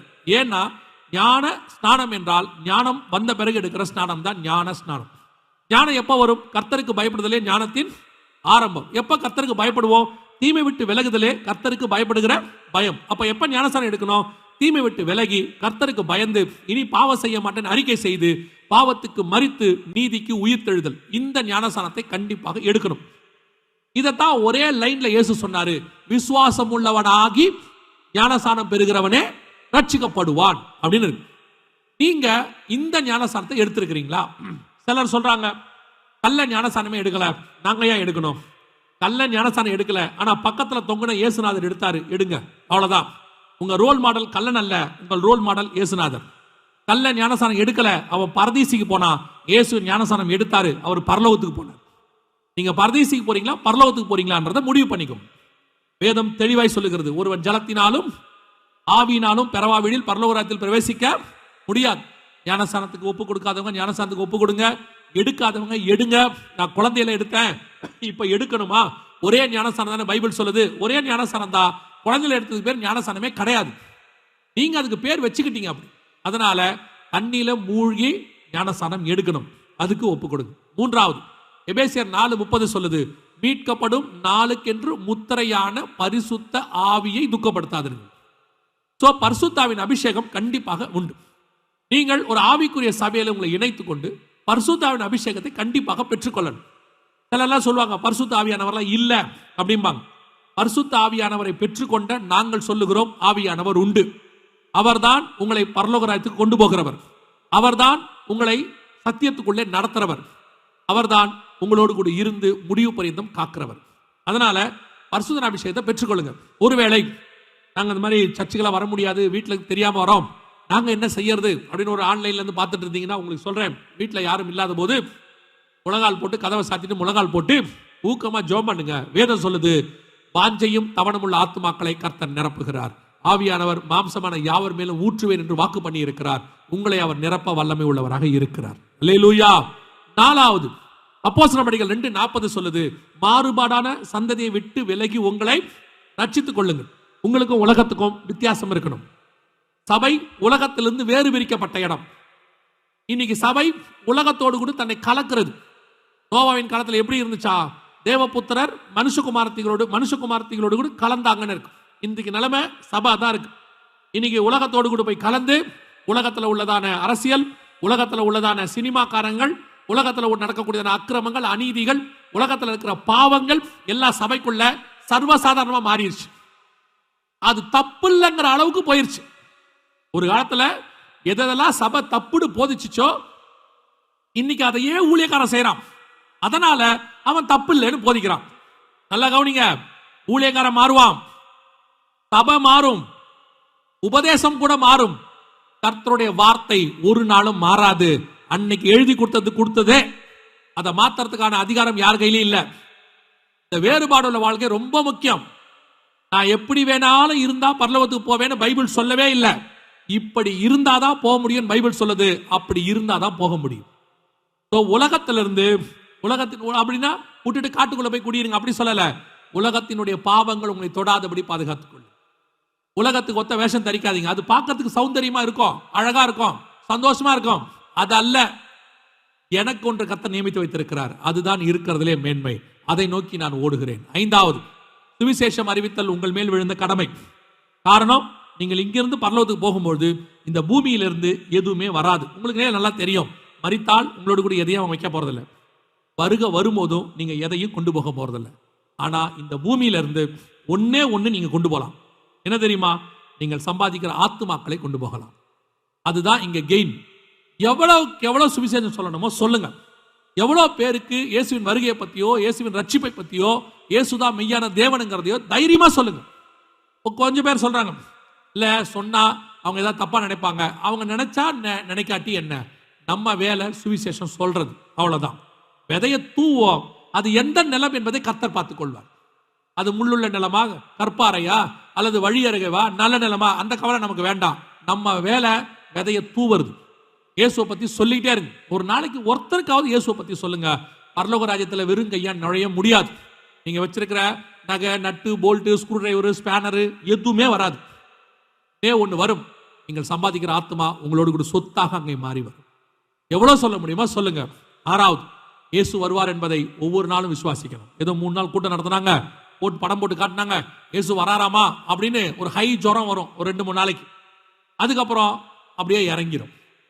அனல்ல இருந்து குளிருக்கு வந்துருவான், இல்லைன்னா அனலும் குளிருமா மாறிடுவான். இல்ல, இது உங்களுக்கு போடப்படுகிற ஒரு சின்ன தீப்பொறி மாதிரி. இனி இந்த பகுதி முழுவதுக்கும் இந்த விசுவாசத்தை கொண்டு போக வேண்டியது உங்க வேலை. இந்த பகுதி முழுக்க போகணும். ஏன் ஆண்டவர் உங்களுக்கு இதை சொல்றாருன்னா, உங்களை வச்சுதான் பாலக்காடு ரட்சிப்புக்குள்ள நடத்த முடியும். வெளியிருந்து ஒரு ஆள் வந்து சொல்லத்தான் முடியும், போயிடுவாங்க. ஆனா நீங்க தான் இந்த ஜனங்களுக்கு கர்த்தர் நியமித்த ரட்சகர்கள். போய் சொல்லுங்க, இயேசு வராருன்னு சொல்லுங்க. டெய்லி சொல்லுங்க, ஒவ்வொரு நாளும் விசுவாசிங்க, இயேசு கிறிஸ்து வெகு சீக்கிரத்தில் வரப்போகிறார். அல்லேலூயா. 7வது, முடிவு பரியந்தம் நிலை நிற்கிறவனே ரட்சிக்கப்படுவான். இந்த 6 காரியத்திலும் கடைசி வரைக்கும் நிக்கணும். அடைந்த ரட்சிப்பு, எடுத்த ஞானசானம், பெற்றுக்கொண்ட அபிஷேகம், வாழ்ற வேறுபாடுள்ள வாழ்க்கை, சொல்ற சுவிசேஷம், விசுவாசிக்கிற வருகை, இந்த 6லும் நீங்கள் கடைசி பரியந்தம் நிற்கும் பொழுது கர்த்தர் தம்முடைய வருகையிலே உங்களை சேர்த்துக் கொள்வது எளிது. அல்லேலூயா. இனி காலம் செல்லாது.